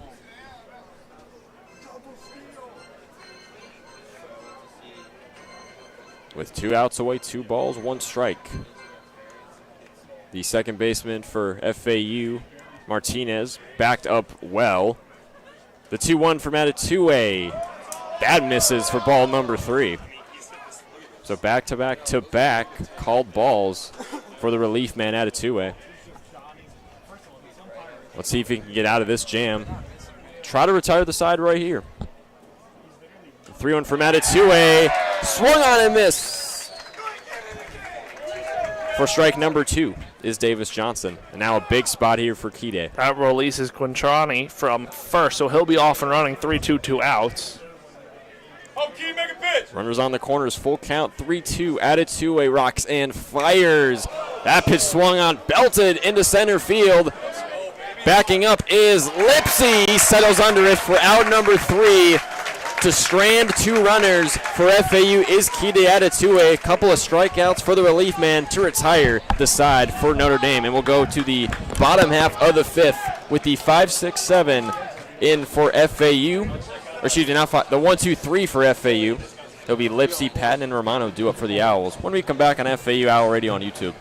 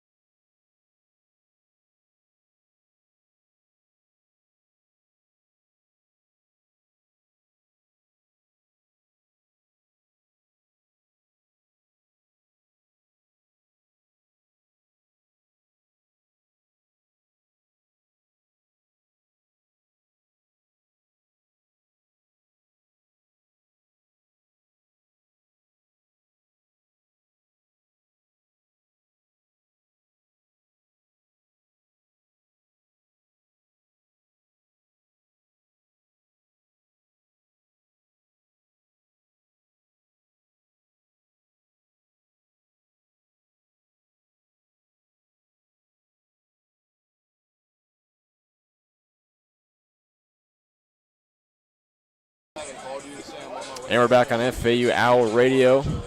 Bottom half of the 5th between FAU and Notre Dame. Owls lead this one 3-1. The leadoff man, Marshall Lipsy, up into the box. And it's a new pitcher on for Notre Dame, the senior left-hander Noah Rooney, the Minnesota Golden Gopher transfer, as he misses for ball number 1 against Lipsy. He was 1 for 2 on the day, struck out swinging in his first at-bat, and delivered a single last time out. The 1-0 from Rooney gets Lipsy to go around for that on strike 1. So no runners on, no outs. The count, 1 ball, 1 strike. Left-hander versus righty. Rooney, the 1-1, paints the zone for strike number 2. The Owls in the right spot of the lineup here. Top of the order, looking to get something going. Build on this 3-1 lead. The 1-2 from Rooney. Foul tipped inside the box is Lipsy to keep it at a 1-2 count. So FAU, couple of left-handers here with Lipsy, Patton in the center circle afterwards, and then followed by that will be the switch hitter Romano.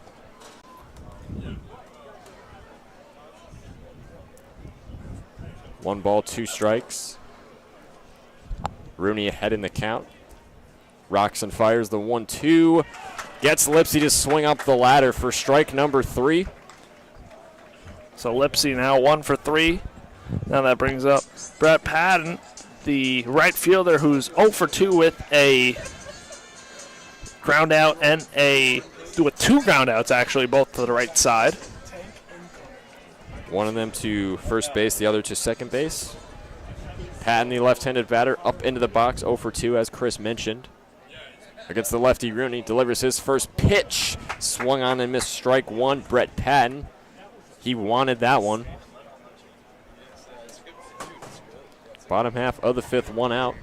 FAU still leading 3-1, trying to keep the Irish at bay. The lefty pitcher, Rooney, out here looking to spell the FAU lefties, which are some of the stronger hitters in this lineup, especially at the top. Ball 1 inside.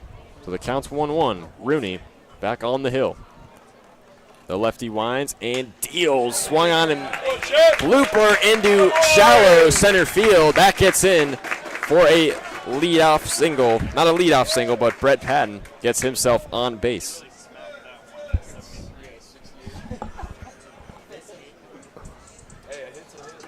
A 1-out hit for Patton. Now Nick Romano, he'll turn it around and hit from the right side this time, the switch hitter. And 3-hole hitter. Back-to-back walks for Nick Romano so far today. Very patient guy, the switch hitter, as Chris mentioned. 1 out away from the Irish. Rooney, the first pitch to Romano. Frozen rope in there for strike 1. FAU batting .235 so far tonight. Notre Dame 200. Both teams have drawn 3 walks. Rooney will check Patton over at first. Gallops onto first quite safely. The runner on FAU looking to build. Still 3 runs. A 2-run ball game. The Irish jumped out early, 1-0. And then FAU responded right back with the 3-run home run from John Martinez. Absolutely slapped that one to left center field as Rooney checks Patton at first again, but to no avail. Rooney, the senior, will now deliver, but Patton is going to second. He dives in, and he is safe. That is a stolen base for Brett Patton, putting himself in scoring position. Good jump from Patton there at first, going to second. Patton read it perfectly. A good pitch to steal on 2 on the high breaking ball. Back into the box, Romano versus Rooney. The lefty versus the right-handed hitter. Right-handed switch hitter, I should say. 1 ball, 1 strike, 1 out. Home umpire calls time. Or he gives Noah Rooney a quick time. And the runner in scoring position for the Owls. Brett Patton. Moving around, Rooney will deliver the 1-1. Cuts and misses as Nick Romano for strike number 2. Romano, 2 walks on the day, so 0 for 0 at the plate. 0 for 0. Drove his back-to-back walks, as mentioned before. Rooney will check Patton at second, dives back in. He was called safe. We've seen both pitchers so far tonight, or both sets of pitchers, keeping their eyes on the plate as well as the bases. Patton moving around again. The 1-2 from Rooney. There's a frozen rope in there for strike number 3 to set down Nick Romano for out number 2. Now Brando LaRue coming up to the plate. LaRue 0 for 2. Strikeout reached on a fielder's choice. Still runner in scoring position. A single will score Patton. And LaRue looking to get his first hit in this 2026 season. The American Conference all-conference first-team member coming into 2026. Rooney delivers the first pitch into LaRue. Foul tipped behind home plate onto the netting for strike one.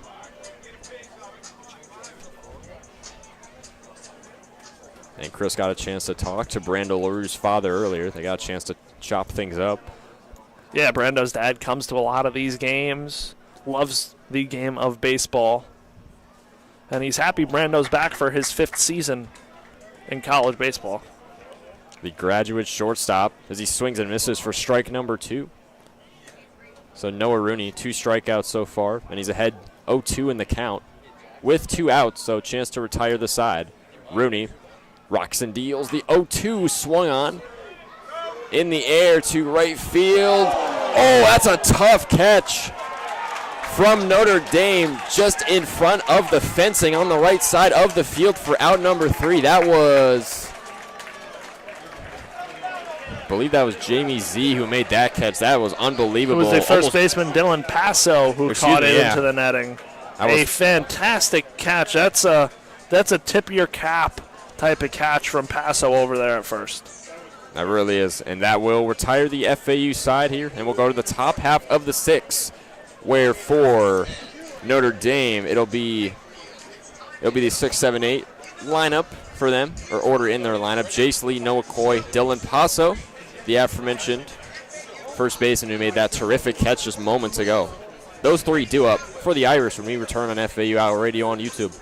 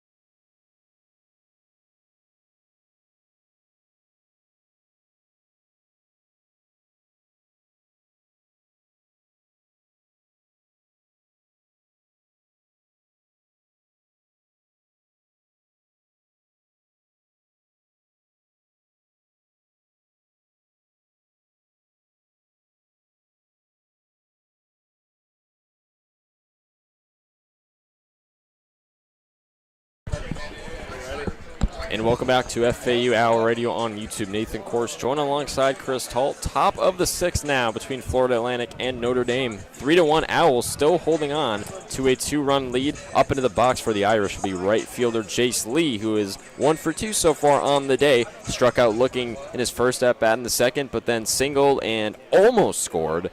Last time I made all the way to third base before being stranded. As the first pitch from Kide Adetue paints the zone for strike 1. Adetue looking to hold the Irish right here. Adetue, the 0-1. Foul tipped over the third base line, strike 2. Would love to see him just stay in front of these hitters. Adetue sometimes can let runners reach by way of the walk. Loses command time to time, but got to stay ahead right here with a 3-1 lead. Adetue, 2 strikeouts so far on the day. Roxton fires on the 0-2. That pitch gets away for an outside for ball number 1. Adetue in the lefty-righty matchup. No runners on, no outs. The count, 1 ball, 2 strikes. Adetue working ahead. The lefty, Roxton fires. Cut down and missed. Jace Lee for strike 3, out number 1. And Kide Adetue with his 3rd K tonight. Third strikeout is right for Adetue. And now goes in his favor here with the lefty-lefty matchup on the shortstop Noah Coy. Coy 0 for 1 with a walk his last time up. Scored the lone run of this game for the Irish. And Nick Romano, the third baseman for FAU, will play on the edge of the grass, possibly looking for the bunt. First pitch from Adetue. That finds the zone for strike number 1. And second baseman Jamie Z was the one that batted in that Noah Coy solo run. At a 2-8, the 0-1, that one swung on, popped into the air, left shallow, and FAU will reel that catch in for out number 2. So 2 quick outs for Atatui. And that brings up Dylan Passo, who just made that outstanding catch into the netting on the first base side. The first baseman is 1 for 2 with a single. The single came his first time up in the second inning. He'll look to start a 2-out rally for the Irish. For FAU, looking to get back in the dugout quickly and get back up to hit. With no runners on. First pitch from Atatue, up and in for strike number 1. Paso, the left-handed freshman hitter. The 0-1 from Kide. Misses out and away for ball number 1. Atatue just about, or a little past 30 pitches now in this game for the relief man. Again, Atatue can give the Owls length out of that bullpen. Delivers on the 1-1. That one absolutely blasted for a grounder right down the middle and gets in for a base hit.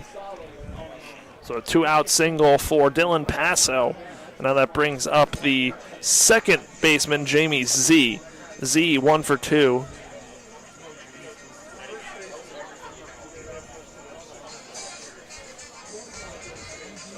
So a good 2-out single there from Notre Dame. And that will bring up Mason Barth. No, Jamie Z is up at the plate. So Jamie Z, and our mistake, we think that was a pinch hitter. It wasn't announced the last at-bat. That was Mason Barth. As the first pitch from Atatue in the dirt kind of gets away for ball number 1. Yeah, we didn't hear the pinch hitter announced. So Mason Barth with the single on in place of Dylan Passo. Atatue will check Barth at first base, but he slides back in safely for Mason Barth, the true freshman, 5'9", native of St. John, Indiana. Kide on the 1-0. Downstairs, but called strike 1.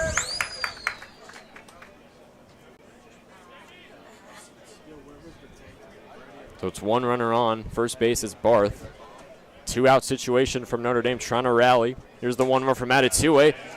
Cut and missed for strike 2 is Jamie Z. A pitch away from Atatue getting out of this inning here. Looking to just get the bats back in there and get them hitting. 3 Ks. On the 1-2, swung on and missed up the ladder for strike number 3 is Jamie Z.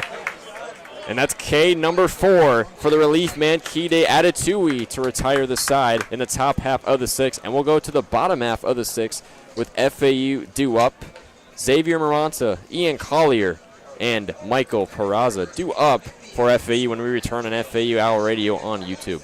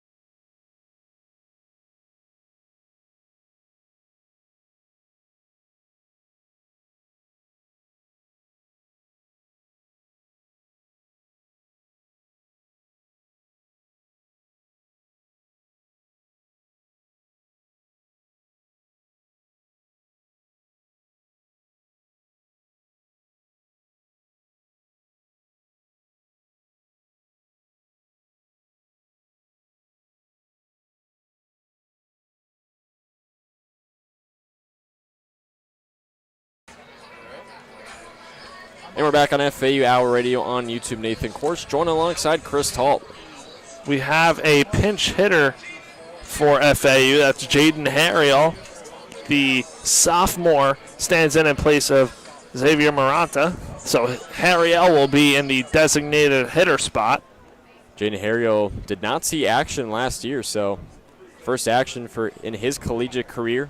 Native from Oldsmar, Florida, graduated from East Lake High School. Noah Rooney back on the pitch for Notre Dame, the lefty. Delivers his first pitch, is swung on. Popped into deep center. And back to track it down is Drew Birkland for out number 1. So Ian Collier, the catcher, coming up. He is 0 for 2 with a line out to center and a fly out to right. So Collier looking to get his first FAU hit. First hit for him in 2026 in the lefty-righty matchup. Yes, he is. Collier 0 for 2 with a line out and a fly out, respectively. Texas State transfer, as you mentioned, Chris. 1 out away from Notre Dame. No runners on for the Owls. Lefty versus right-handed batter Collier. Rooney will take time, try and gather himself for a moment.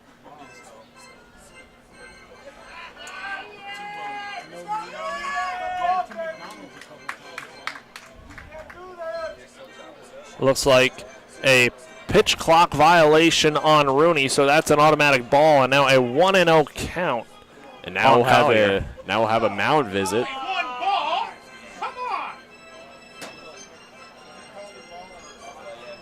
And I don't think, no, this is not a pitching change, as the home umpires talk things over with Rooney, the catcher Johnson, and head coach Stifler for Notre Dame. Rooney now back on the hill. Just about set to go against Ian Collier.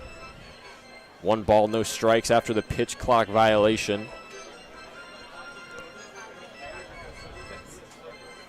No runners on, 1 out.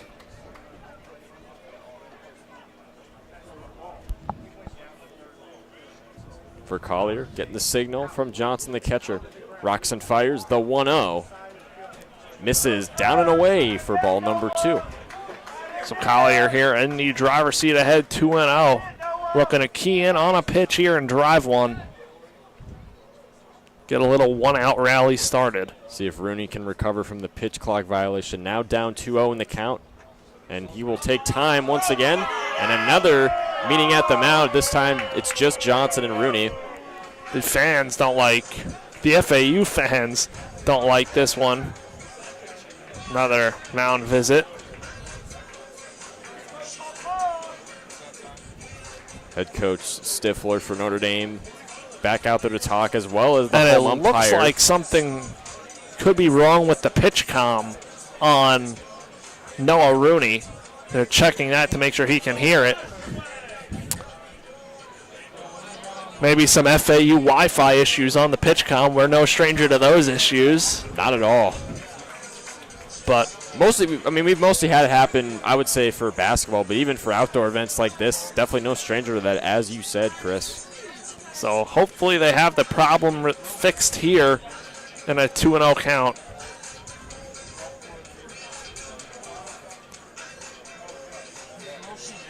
So back on the mound is Noah Rooney. That's why I'd say just go with the finger signs from the catcher.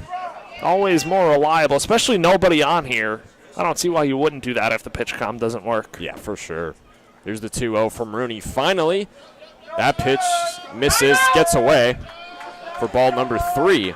So good count worked up from Ian Collier, well ahead. 3 balls, no strikes, 1 gone, and no runners.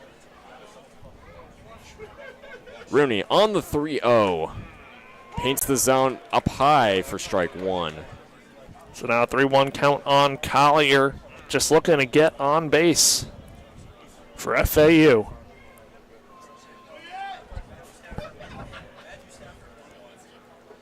(3-1) from Rooney. It's a check swing from Collier. They're going to say he went around, so that's strike 2 to work a full 3-2 count.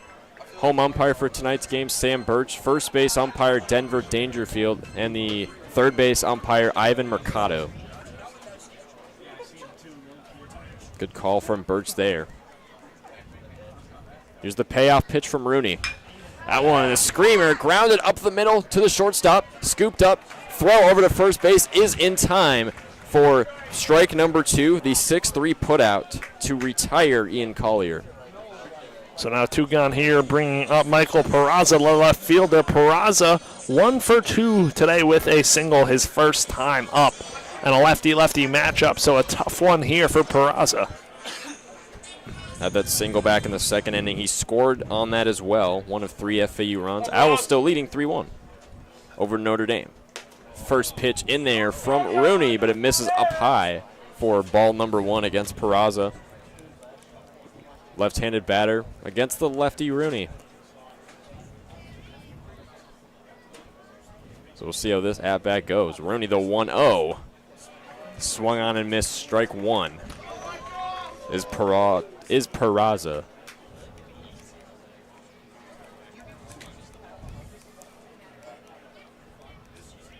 Pretty normal infield alignments from Notre Dame. The 1-1 from Rooney. Peraza will take strike 2 downstairs that time.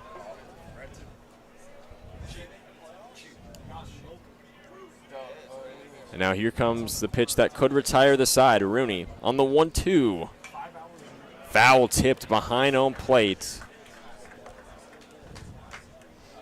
We'll go to 1-2 once again. It's just past 8:30 p.m. here in Boca Raton, Florida. You're on a beautiful Friday night. Couldn't ask for better weather for opening night. Not at all. Baseball here in paradise. Not at all. 1-2 from Rooney. Swung on. A screamer up the middle. It's picked up by the shortstop. Throw over to first base. That is in time for out number 3. Unfortunate circumstance there for FAU. Just a really great play by Noah Coy, getting over, ranging to his right, making that play. So 3 down, 3 out to retire the side. And that will take us to the top half of the 6th, where for Notre Dame, it will be the top 3 in their lineup: Birkland, Waters, and Quattrani. When we come back on FAU Owl Radio on YouTube, so stay tuned.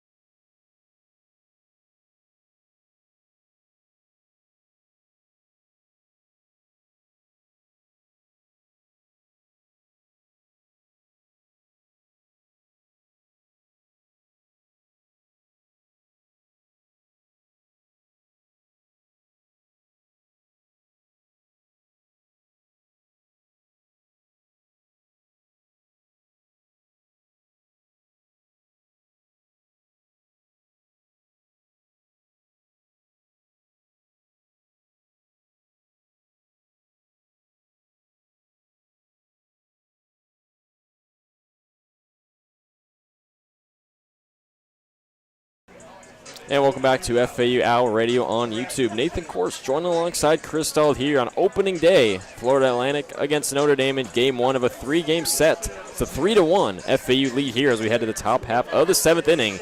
And it'll be the top 1, 2, 3 of the order for the Fighting Irish. The center fielder, Drew Birkland, now into the box. He's 0 of 3 so far today. Started off the night with back-to-back strikeouts, but was able to draw a walk last time where he was able to make it all the way to third in scoring position, but was stranded, unfortunately. Kide Adetui back on the mound for FAU. Misses outside in his first pitch for ball 1. So Adetui looking to keep it right here. We've been at 3-1 since the second inning, when all the runs in this game have been scored. Notre Dame again scored first, and then FAU followed it up with a 3-run home run by John Martinez. Just some tough, good defense, back and forth from both sides. The count is 1 ball, 1 strike. No runners, no outs. And here in the top 7, Adetui on the 1-1. That one swung on, but it goes foul just past the third base line. Well hit, however, from Drew Birkland. Just couldn't keep it fair.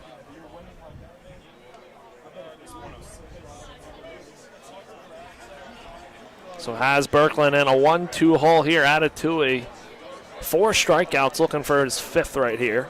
4 strikeouts, just about 40 pitches tonight for the relief man. The 1-2 from Kide on the way. Swung on, chopped to shortstop. throw over to first.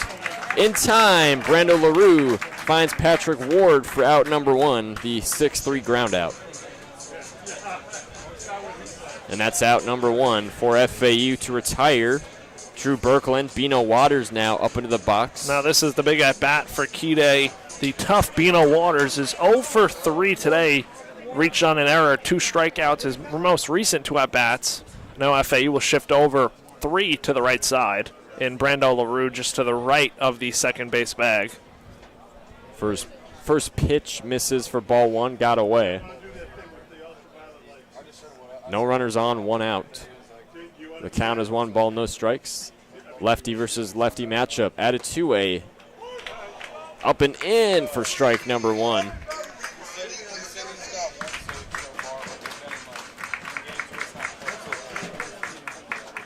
Kide, the redshirt sophomore from Merritt Island, delivers the 1-1. Finds the zone for strike number 2. Waters thought about swinging at that one, but he held off, and it didn't work out for him. And now a chance to get to 5 Ks on the night. Here's the 1-2. That one soars into the air, a line to left center field, but Marshall Lipsy tracks that one down for out number 2. And now Mark Quattrani, the DH, up onto the dish for Notre Dame. Quattrani hit a single his last time up. He is 1 for 3 today. And now it's the lefty-righty matchup. So no runners on, 2 outs now for FAU. 13 total strikeouts so far on the day, as the first pitch misses out and away for ball number 1. So 13 Ks overall from FAU, 4 of them from Kide right here. Kide, the 1-0. That one gets away for ball 2.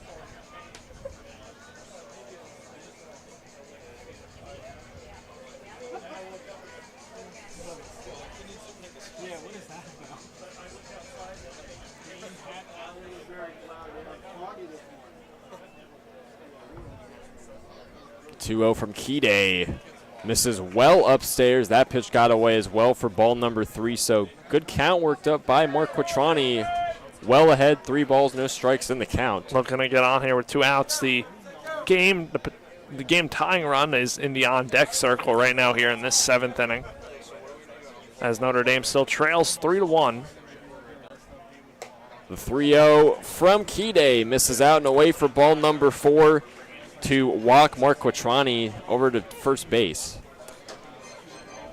Now Parker Brushevich will stand in. Brushevich 0 for 3 with 3 strikeouts.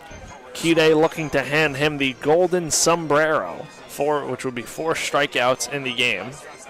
2 of them were strikeout swingings. One of them, which was his first one, was a backwards case strikeout looking. Still 2 gone from the Owls, 1 runner on. Quattrani at first. Kide looking on. Delivers the first pitch into Brushevich, but misses out and away for the first ball. And now we'll have a meeting at the mound. It's Kide, his catcher Ian Collier, and the pitching coach for FAU, Hunter Cooley, just to calm him down.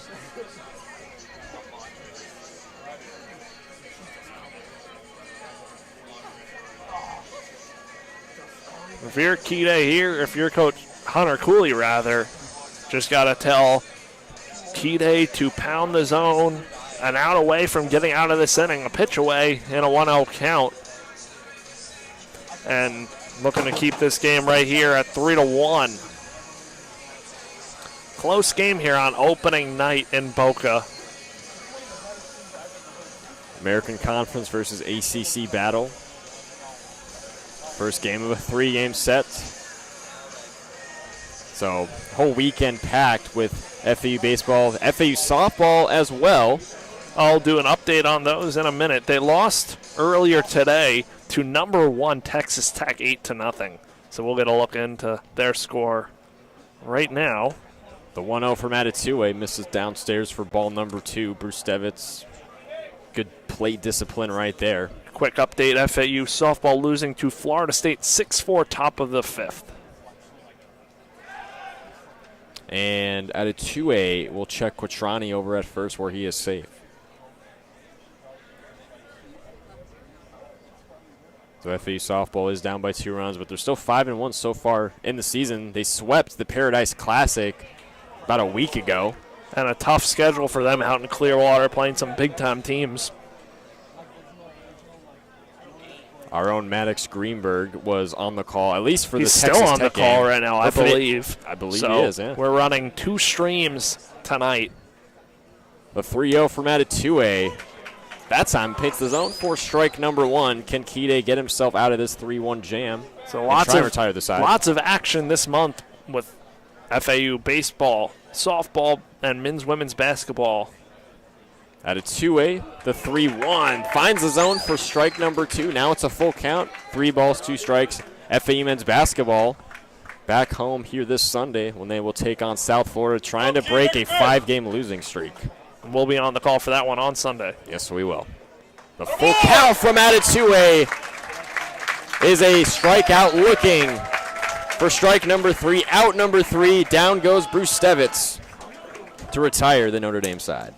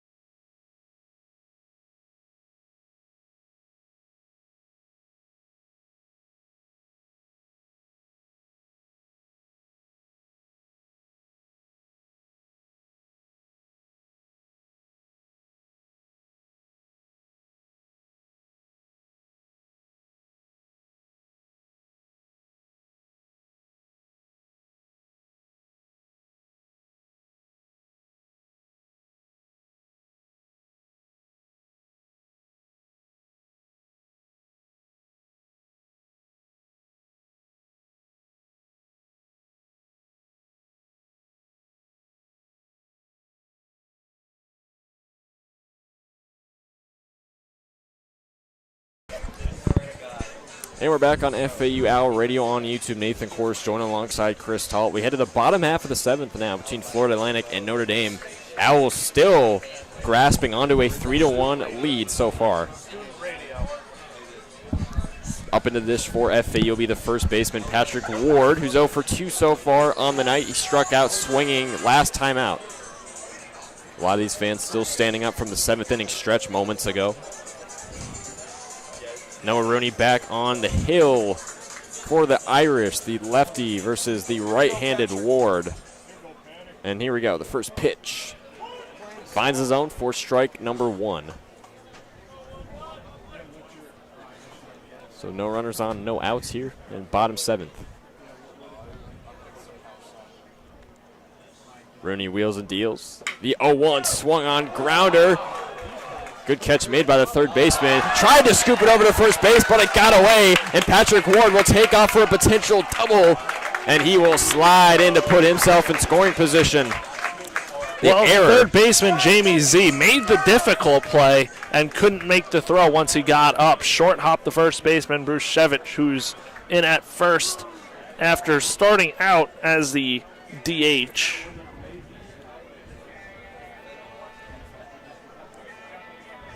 Check that. Brushevich went from third to first. And now John Martinez back into the box for FAU. And Jamie Z is at third. Martinez hit that 3-run blast back in the 2nd inning. And he swings on the 0-1. It's popped up into shallow right center. And Notre Dame will make the catch. It's the right fielder Jace Lee settling under that one for the first out.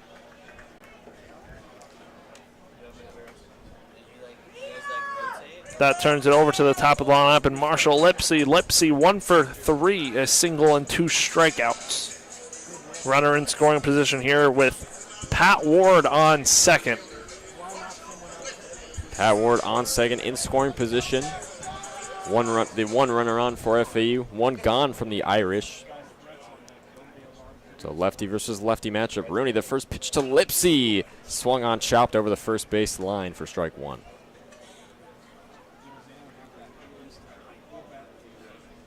If you're Lipsy here, ball in play. Big hole on the left side as Noah Coy, the shortstop, is just to the left of Pat Ward getting his lead off of second. Rooney rocks and fires the 0-1. Lipsy looks on that one, and for good reason, and misses downstairs for ball one.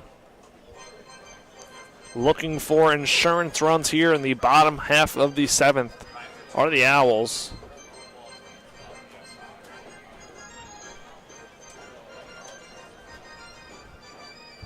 It's 1 ball, 1 strike, 1 out. Looney, the lefty, rocks and fires. Got Lipsy to swing through for strike number 2. Now I'd like to see Lipsy shorten up here, get the ball in play with the runner in scoring position.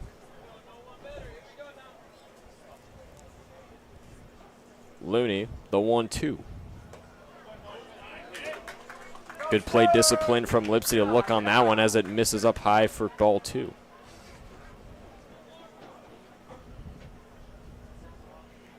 Ward off the bag at second. Rooney, the 2-2. Misses well downstairs, and now it's a full count, 3-2. Lipsy works himself ahead. Looking to get on here or cash in. Again, Patrick Ward at second reached on the E5. The throwing error. A single would bring a run home. Rooney, the full count. Lipsy got a piece of that one. It's popped up into shallow center. And Notre Dame's going to settle under this one for the second out. Now that brings up Brett Patton, the right fielder. Singled his last time up, so hopefully that's a sign of more things to come. Patton looking to get on here and cash in with a big potential 2-out base hit. Needs it here for the Owls. 1 for 3 so far on the night is Brett Patton. So lefty versus lefty matchup.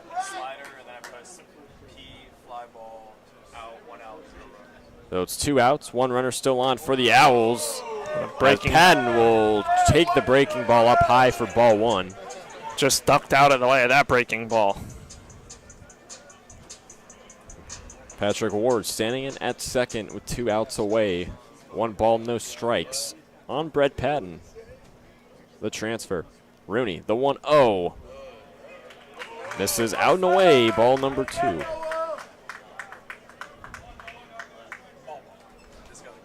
Patton here, the lefty swinging right fielder. There's a decent sized hole in between first and second between Barth and Prstevich. Rooney, the 2-0 on the way. That misses down in the corner for ball number 3. Patton now works himself way ahead in the count. Could possibly load a second runner on with Nick Romano in the circle if we get to that point. 2 outs away, 1 runner on. Rooney, the 3-0. That finds the zone for strike number 1. Nice fast pitch down the middle.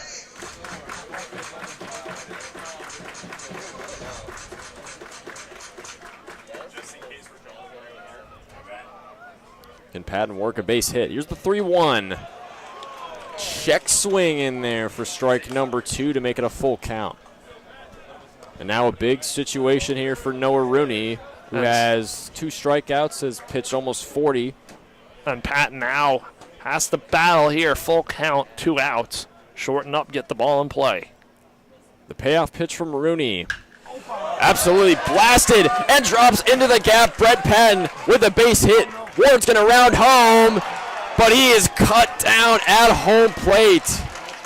An unfortunate end to the bottom 7th for FAU. And if you're Patrick Ward, Chris, do you think it was a good decision to tag for home in that situation? I mean, that's on the, with 2 outs, you got to take that chance. There was a bang-bang play at the plate. That the third base coach for FAU waving Ward around. You got to take that chance with 2 outs. So not mad at that aggressive decision. So that retires the side for FAU, and we will head to the top half of the 8th inning here, where Notre Dame, it'll be Davis Johnson, Jace Lee, and Noah Coy due up when we return on FAU Owl Radio on YouTube.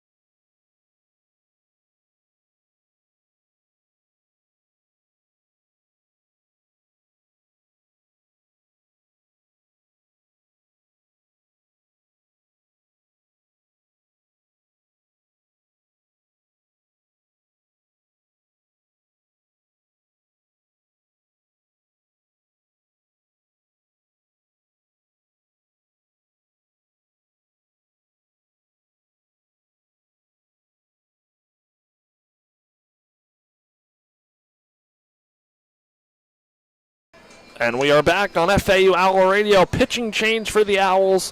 Now in is the right-hander Carson Kimball, the transfer from New Orleans.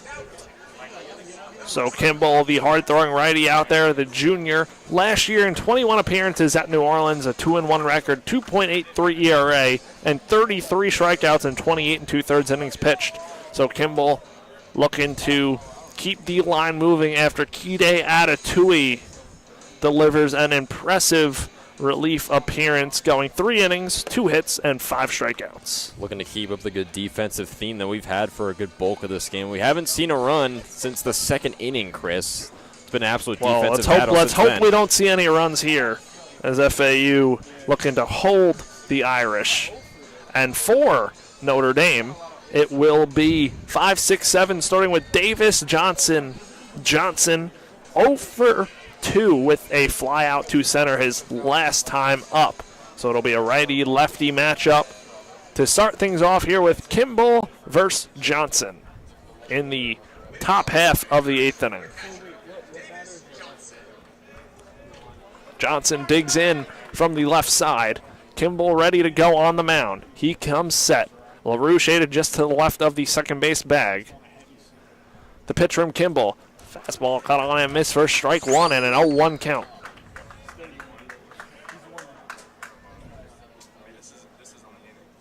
And Kimball back onto the rubber. The 3rd pitcher of the game for FAU against Davis Johnson. As Kimball kicks, steals the 0-1 pitch. That one is chopped to John Martinez, who fields it, tosses over to first in time for out number 1. Good elementary play right there from Martinez on the ground out. Took him some time and delivered the power throw over to first for the out. Now that brings up Jace Lee, the right fielder who made the throw last inning to get Pat Ward out at the plate on the relay. So Jace Lee looking to, after making a big play, come up, get a hit for the Irish. But Kimball now in the righty-righty matchup as Kimball winds and deals the pitch. Breaking ball, that misses just a bit out and low for ball 1 on Lee. So 1-0, 1 out, top of the 8th, 3-1 FAU lead. Kimball kicks and deals the 1-0 pitch. That breaking ball misses low and out for ball 2 in the dirt. And a 2-0 count on the 6-hole hitter, Jace Lee. Again, as Nathan said, no runs in this one for either side since the 2nd inning. Kimball deals his 2-0 pitch. That fastball is in there for strike 1 on the inside part of the plate. If you're Kimball, the most important thing here is to pound the zone, stay ahead of hitters, get ahead of hitters, and hold this 2-run lead. Kimball deals his 2-1 pitch. Fastball is right down Broadway for strike 2 and a 2-2 count. Did just what you said, Chris, and now comes up kind of a payoff situation with 1 gone. So 2-2 count, 1 out. The 6-hole hitter, right-handed hitter, Jace Lee at the plate. Kimball kicks in, deals the 2-2 pitch. Breaking ball chopped foul down the third base line towards the Notre Dame dugout. And we will stay put here right at 2-2. The FAU defense, corners playing back behind the bags. Short end second in LaRue and Martinez playing straight away, as well as the outfield. Kimball looks in for the signs. Comes set for the 2-2 pitch. And deals. Fastball chopped up the middle. Martinez ranges to his left. Fields comes cross body, throws to first in time for out number 2. And 2 outs, both to John Martinez over at second base. And now that brings up the shortstop, Noah Coy. Noah Coy 0 for 2, the sophomore, has a walk mixed in and scored the 1 run for the Irish. So that'll send Brando LaRue more towards the middle. And that'll send Nick Romano, the Owls' third baseman, to the edge of the grass against the left-hand hitting Coy. Kimball kicks and deals righty-lefty matchup. Breaking ball misses low for ball 1.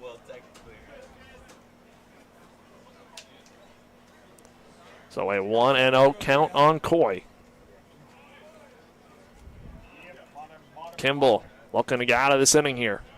2 batters, 2 outs so far. Kimball kicks, steals. That fastball misses just upstairs for ball 2. Now Coy leads this count. Both teams 5 hits apiece, each 1 error on each side. Kimball winds and deals the pitch. The 2-0 fastball misses outside for ball 3. Way outside. Easy take by Coy. Now, certainly in the driver's seat here, looking to get on base with 2 outs. Again, Coy, the 7-hole hitter in this Notre Dame lineup. The 3-0 pitch. The fastball that misses outside for ball 4, and Coy draws a 2-out walk. His second walk of the ball game. That brings up Mason Barth, the first baseman. The second baseman now came in the first baseman spot. Dylan Passo, and hit a single in his first at bat, ripped one. So now comes up here with 2 outs and a chance to keep the line moving if you're Notre Dame. And Barth comes into this game as the number 12 ranked prospect out of Indiana. The righty-righty matchup from Kimball to Barth as Kimball kicks and deals. That pitch is spiked into the backstop. Advancing to second is Noah Coy on the wild pitch. And that's a runner in scoring position for the Irish. That pitch wasn't close by Kimball. And now ahead in the count is Mason Barth, the talented freshman, as you said, Nathan.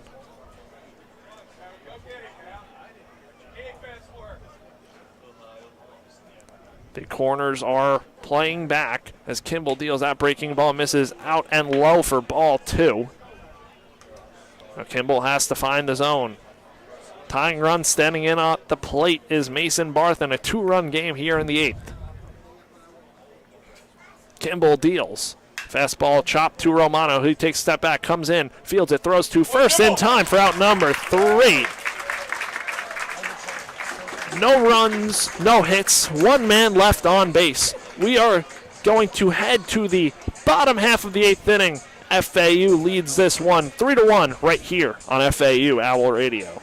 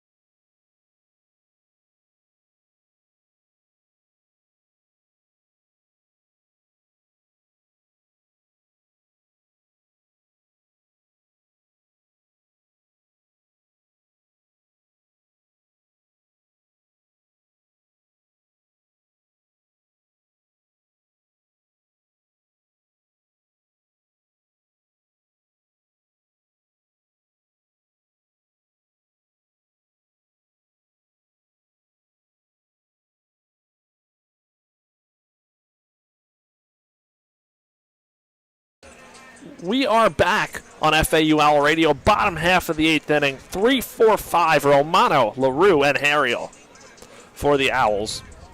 Noah Rooney on for his 4th inning of work for the Irish.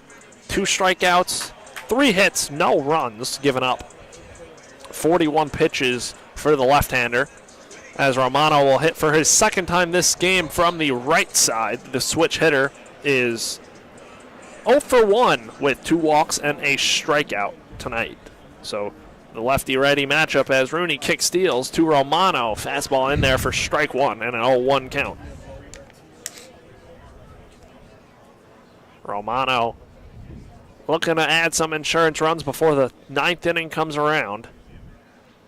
As Rooney deals, that fastball's in there for strike 2 and taken. So Romano in an 0-2 hole. The heart of the lineup for the Owls up to bat this inning. Rooney kicks and deals his 0-2 pitch. That breaking ball misses in the dirt for ball 1 and a 1-2 count. See how Rooney plays off of that pitch. We haven't mentioned it yet, Nathan, but behind home plate, the Owls logo, nice new logo in script in blue and white, and the FAU Owl logo itself on the outside of that. As that pitch is ripped right at the third baseman, Z, who fields, fires to first, cross diamond, throws wild. Brushevitz comes off the bag and tags Romano for out number 1. So 1 gone now for the Fighting Irish. But yeah, as you were saying, very nice outline behind home plate and the FAU Owl logo, as you said, across from the first and the third base line. Looks very, very clean. Softball did a similar thing with their bullpen. Yeah. So now Brando LaRue, the shortstop, digs in. LaRue 0 for 3 tonight, looking to get on. As Rooney, the lefty, deals. That fastball is cut on and missed upstairs for strike 1 and an 0-1 count on LaRue. Rooney looking to keep it right here for the Irish, keep them within striking distance. Rooney kick steals the pitch. LaRue takes a fastball in on the hands for strike 2. Would love to see Brando turn things around here to get some insurance runs in. So an 0-2 count on Brando. The pitch from Rooney is chopped right at the third baseman and squeaks down the line. LaRue hustling around first. He speeds towards second. He is in with a stand-up double. And apparently Brando was listening to what I was saying. Perfect play to put him in scoring position. And that one snuck right down the third base line out of the reach of the diving Jamie Z. And LaRue's on.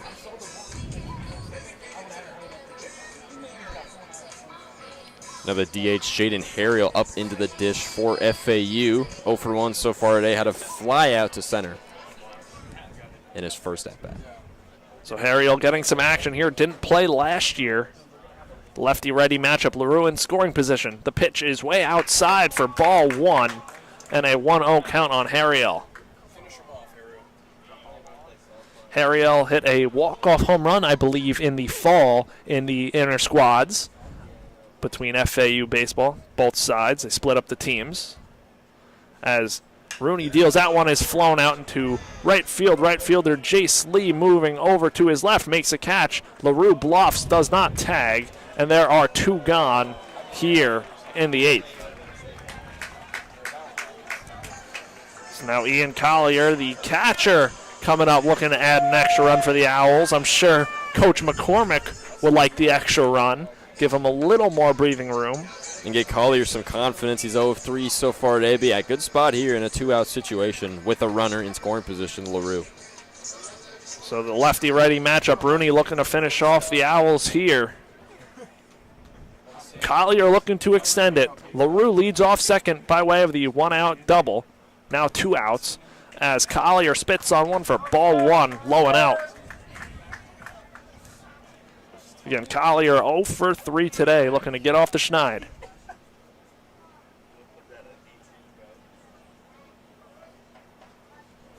The 1-0 pitch is flown out to deep left field. Back, warning track, wall, and that one is long gone. A 2-run home run for Ian Collier. His first hit with FAU is a home run, and those are the insurance runs FAU needed.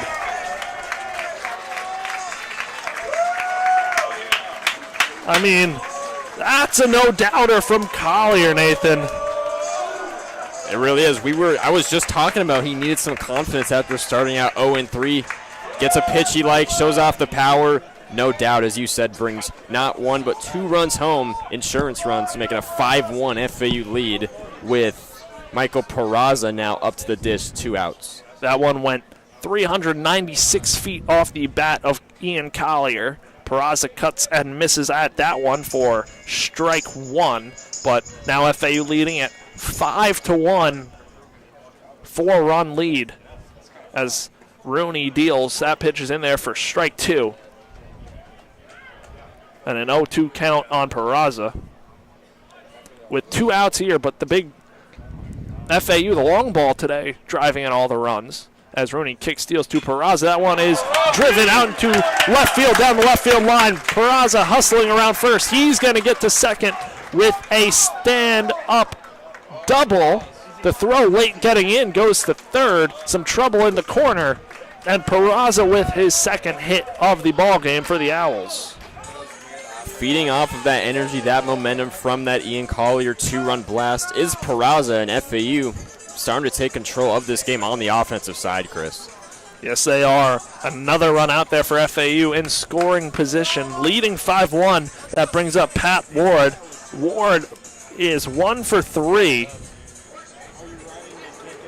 So they change his reaching on the E5 in the 7th to a hit. So Pat Ward 1 for 3 tonight. A lefty-righty matchup. Rooney looking to get out of this here, struggling these last few batters. And before then, it looks like we are going to get a pitching change for Rooney. We will wait to see. Manager Sean Stifler in his 4th season with the Notre Dame Fighting Irish. 10 outstanding years at VCU, putting them on the map before he came to Notre Dame. And he came to Notre Dame on the heels of the Irish making the College World Series, going on a miraculous run, beating one of the best college teams to never make the College World Series, Tennessee, that year. So, Sean Stifler doing a good job here at Notre Dame. Got them to his first 30-win season with the Irish, and they are not going to make a pitching change as Noah Rooney will stay out there to face the right-handed bat in Pat Ward. That's what I love about this particular game, this particular series, too. Both sides, you have 2 great, prestigious coaches. You really do. 2 game-changing coaches who both coach at the mid-major level in VCU and over here at FAU. So, obviously, Stifler now at Notre Dame, so a Power Conference team. Pat Ward took the first pitch for ball 1 and a 1-0 count. Rooney on the rubber for pitch number 2 in this at-bat as Pat Ward flies that one out into right field, dropping towards the line, and that's a fair ball. That drops in, and an RBI single for Pat Ward, driving in Michael Peraza. The Owls add another and lead this one 6-1. Little blooper that nobody could get to. The right fielder, Jace Lee, was playing shaded towards right center and had to run a long way, couldn't get it. Landed right on the line, it looks like, from up here in the booth. I'll say pulled just fair, about as close as you'll get down the first base line in a situation like that. So now John Martinez looks to keep the line moving for FAU, as that one is flown out into deep center field. Moving back center fielder Berkland, and he does not make the catch. Rounding third is Patrick Ward. John Martinez has an RBI double. And FAU is pouring it on. It's 7-1. The hits just keep on coming, Nathan. Yes, they are, Chris. 3 runs now in this inning from FAU, matching their 3 runs all the way back in the second. So Martinez gave that one a ride, and now it flips it over to the top of the lineup, and Marshall Lipsy looking to follow suit here. That is 4 consecutive hits for FAU, and 5 of the last 6 batters have gotten hits and or scored. So the lefty-lefty matchup, Rooney versus Lipsy. As Rooney, the inside move to second, and Martinez dives back in safely. So it's 7-1 FAU. Rooney held it down until out number 2 of this inning. And then the floodgates open up for FAU, now scoring 4 in the bottom half of the 8th. Another pickoff attempt, but Martinez is safe to the displeasure of the FAU fans, booing Rooney's pickoff attempt.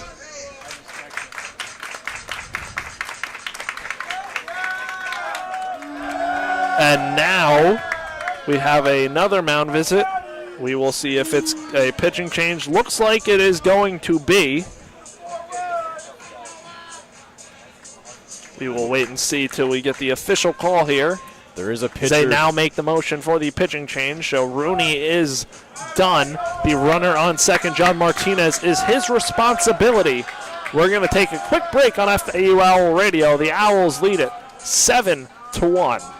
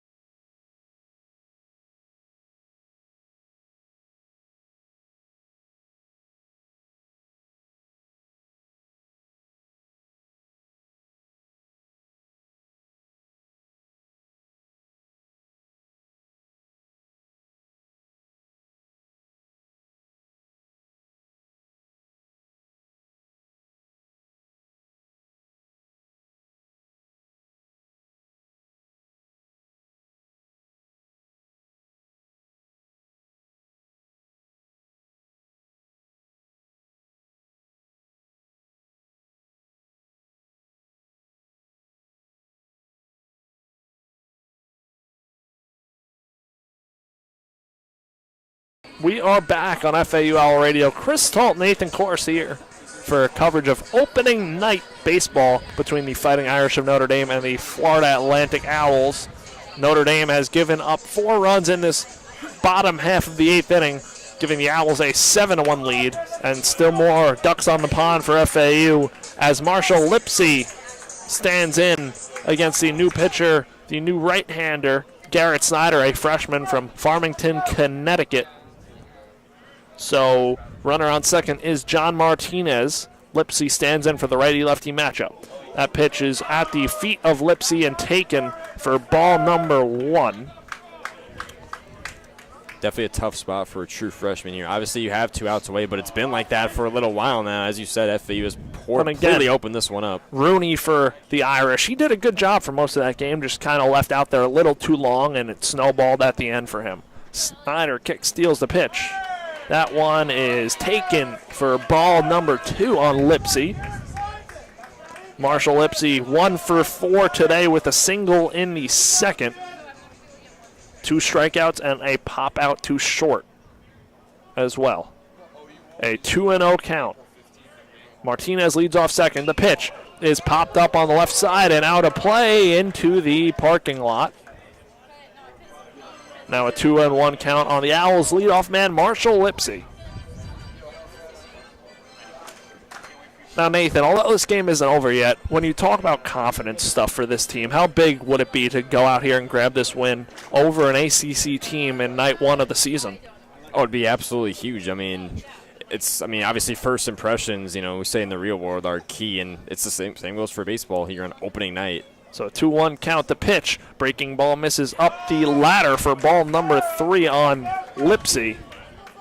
He's a pitch away from getting on base here with 2 outs.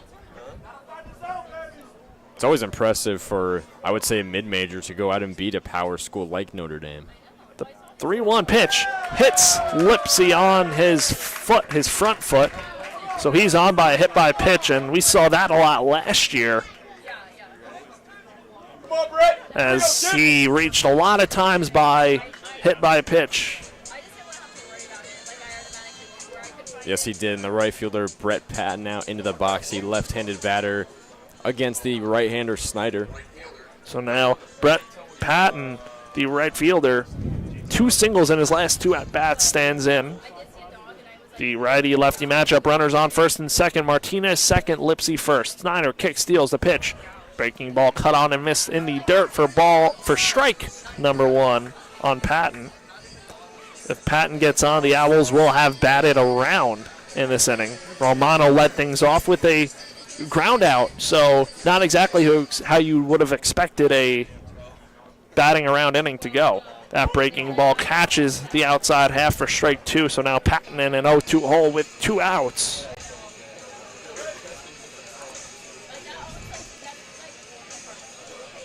So 0-2. Patton looking to battle here. Runners on.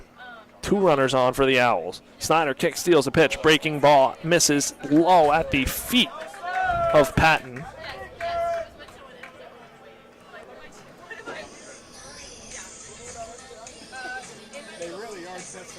I also don't know about you, Nathan, what you thought, but I thought the right side berm today at the start of this game was as packed as I've seen it between these last 2 years. It definitely was.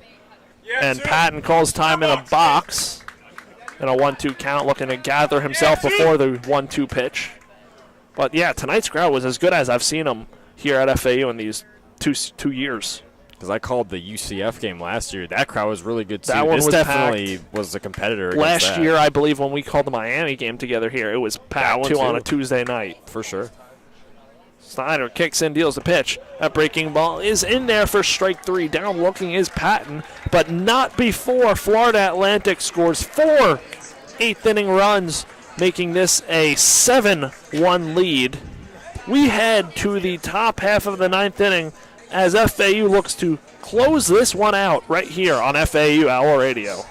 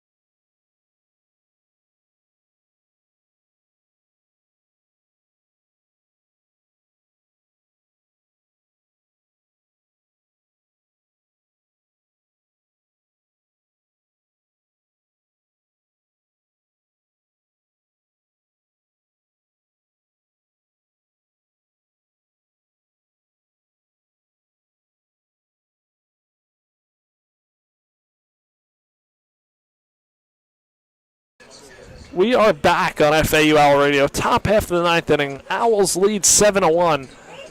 The Owls looking to close this one down and lock down win number 1 on the season. But before that, new pitcher into the game for FAU is right-hander Brian Bully, the graduate student. Nathan, what do we got on Bully? Well, right-hander 6'2", native out of Dover, Florida, went to Strawberry Crest High School. Another experience, another upperclassman.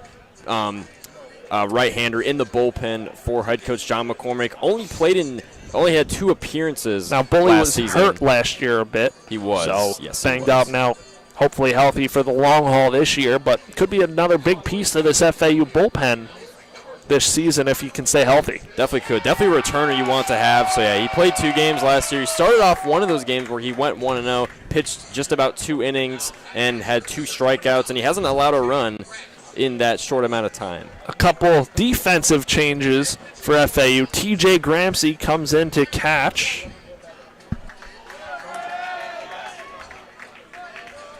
Kyle Boylston, the FAU football player, 2 sports star here at FAU, comes into left field. And the rest of the lineup stays the same. So it'll be the 9-hole hitter, Jamie Z, who stands in, takes first pitch, ball 1 against Brian Bully. The righty-righty matchup. Bully kicks and deals. That changeup misses low and in for ball number 2. So 2-0 count on Z, the 9-hole hitter. Bully kicks, deals the 2-0 pitch. Fastball is in there for strike number 1. And the Owls 3 outs away from closing down win number 1 in the 2026 season. As Bully winds, deals a 2-1 pitch. That pitch is in the dirt for ball number 3. Gramsci smothers it.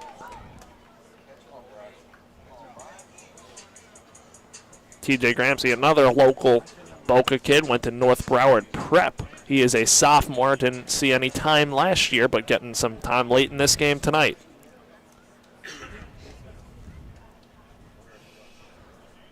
Bully kicks and deals a 3-1 pitch. Fastball catches the outside half for strike number 2. Now has the count full on the 9-hole hitter, Jamie Z.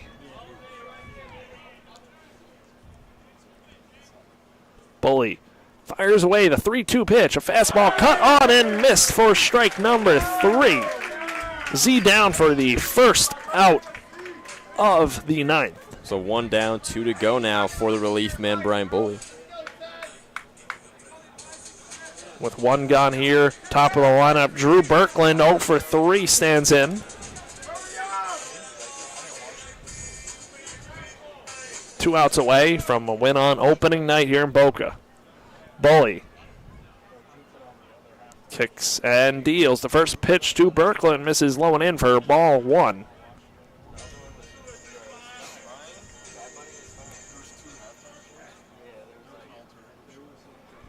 So a 1-0 count. The righty-righty matchup. Bully deals. Pitch, fastball misses upstairs for ball number 2.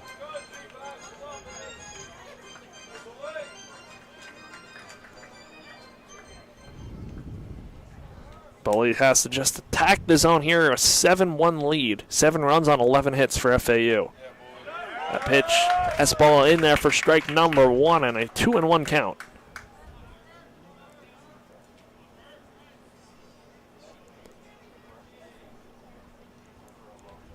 The 2-1 pitch from Brian Bully is on the way. That pitch, breaking ball cut on and missed for strike 2.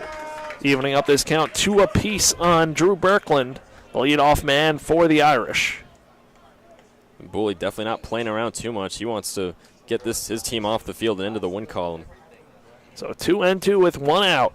The righty-righty matchup. Bully deals. That pitch chopped foul behind TJ Gramsci. We will stay put at a 2-2 count.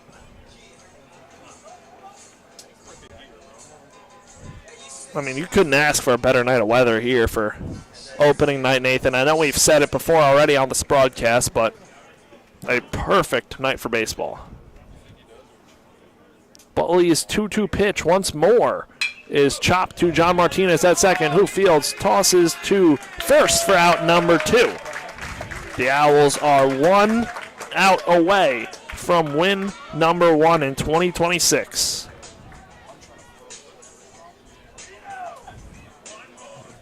and in a game where FAU is just absolutely dominated on the offensive side of the ball here in the latter half of the game. And After that four-run eighth inning. The long ball, the story of the night for FAU. 2 home runs accounting for 5 runs total. Bino Waters is in, who is 0 for 4 today and takes a first pitch strike on Brian Bully. So Bully ahead here, 0-1. Brando LaRue behind the second base bag. So that changeup is just misses low and outside for ball number 1 on Bino Waters. The 1-1 pitch from Bully to Waters. The fastball hit to Romano, ranges to his left, throws to first in time for out number 3, and that is the ball game. The Owls taking on opening night 7-1 against the Notre Dame Fighting Irish in a dominant performance, Nathan. It really was, and I mean, obviously, only 2 innings FAU scored was the 2nd and 8th innings, but they did it in such a big way. They opened up a 3-1 lead in inning number 2, and then a 4-run inning in inning number 8. The pitching for FAU was absolutely phenomenal today. Owls went through a couple of pitchers. James Ledman did very well in the starting position. Brian Bully obviously closed it out. We saw some run from Adetuwe. All 3 pitchers really were able to just corral, just really build momentum for FAU, but obviously opening up that 7-1 run back in the 8th inning is really what did it. The FAU batters were really on point today. John Martinez especially had a home run that brought a couple of runs home, 3 to be exact, back in the 2nd inning, and then he had that RBI double in inning number 8. Had some other guys that really impressed, though, and brought some runs home as well. Ian Collier had a home run and scored. Michael Peraza scored. Pat Ward also had an RBI single. So I feel like it'd be a little difficult to have an Owl Radio player of the game, but just nonetheless dominance from FAU. Yes, dominance from FAU all around today. Good pitching, both starting and relief pitching. Good offense clicking in 2 of the 8 innings they hit, really. Again, 3 runs in the 2nd, 4 runs in the 8th on the way to the victory. I think the Owl Radio player of the game, though, has to go to John Martinez. Hit the 3-run home run that propelled FAU to this victory, got them out in front, and it stuck for the remainder of the game. For FAU, they'll go for the series win tomorrow with Tyler Murphy on the mound. And we will be back here with coverage of FAU baseball tomorrow afternoon at 4 p.m. for Game 2 of the 3-game series. It'll be Chris Talt and Maddox Greenberg on the call for that game tomorrow. And we will wrap things up here. Owls take this one against Notre Dame 7-1 on opening night, going to 1-0 on the season. They will go for the series win tomorrow when we return on FAU Owl Radio for Game 2 right here in Boca Raton. For Nathan Korst, I'm Chris Talt. We will see you tomorrow afternoon for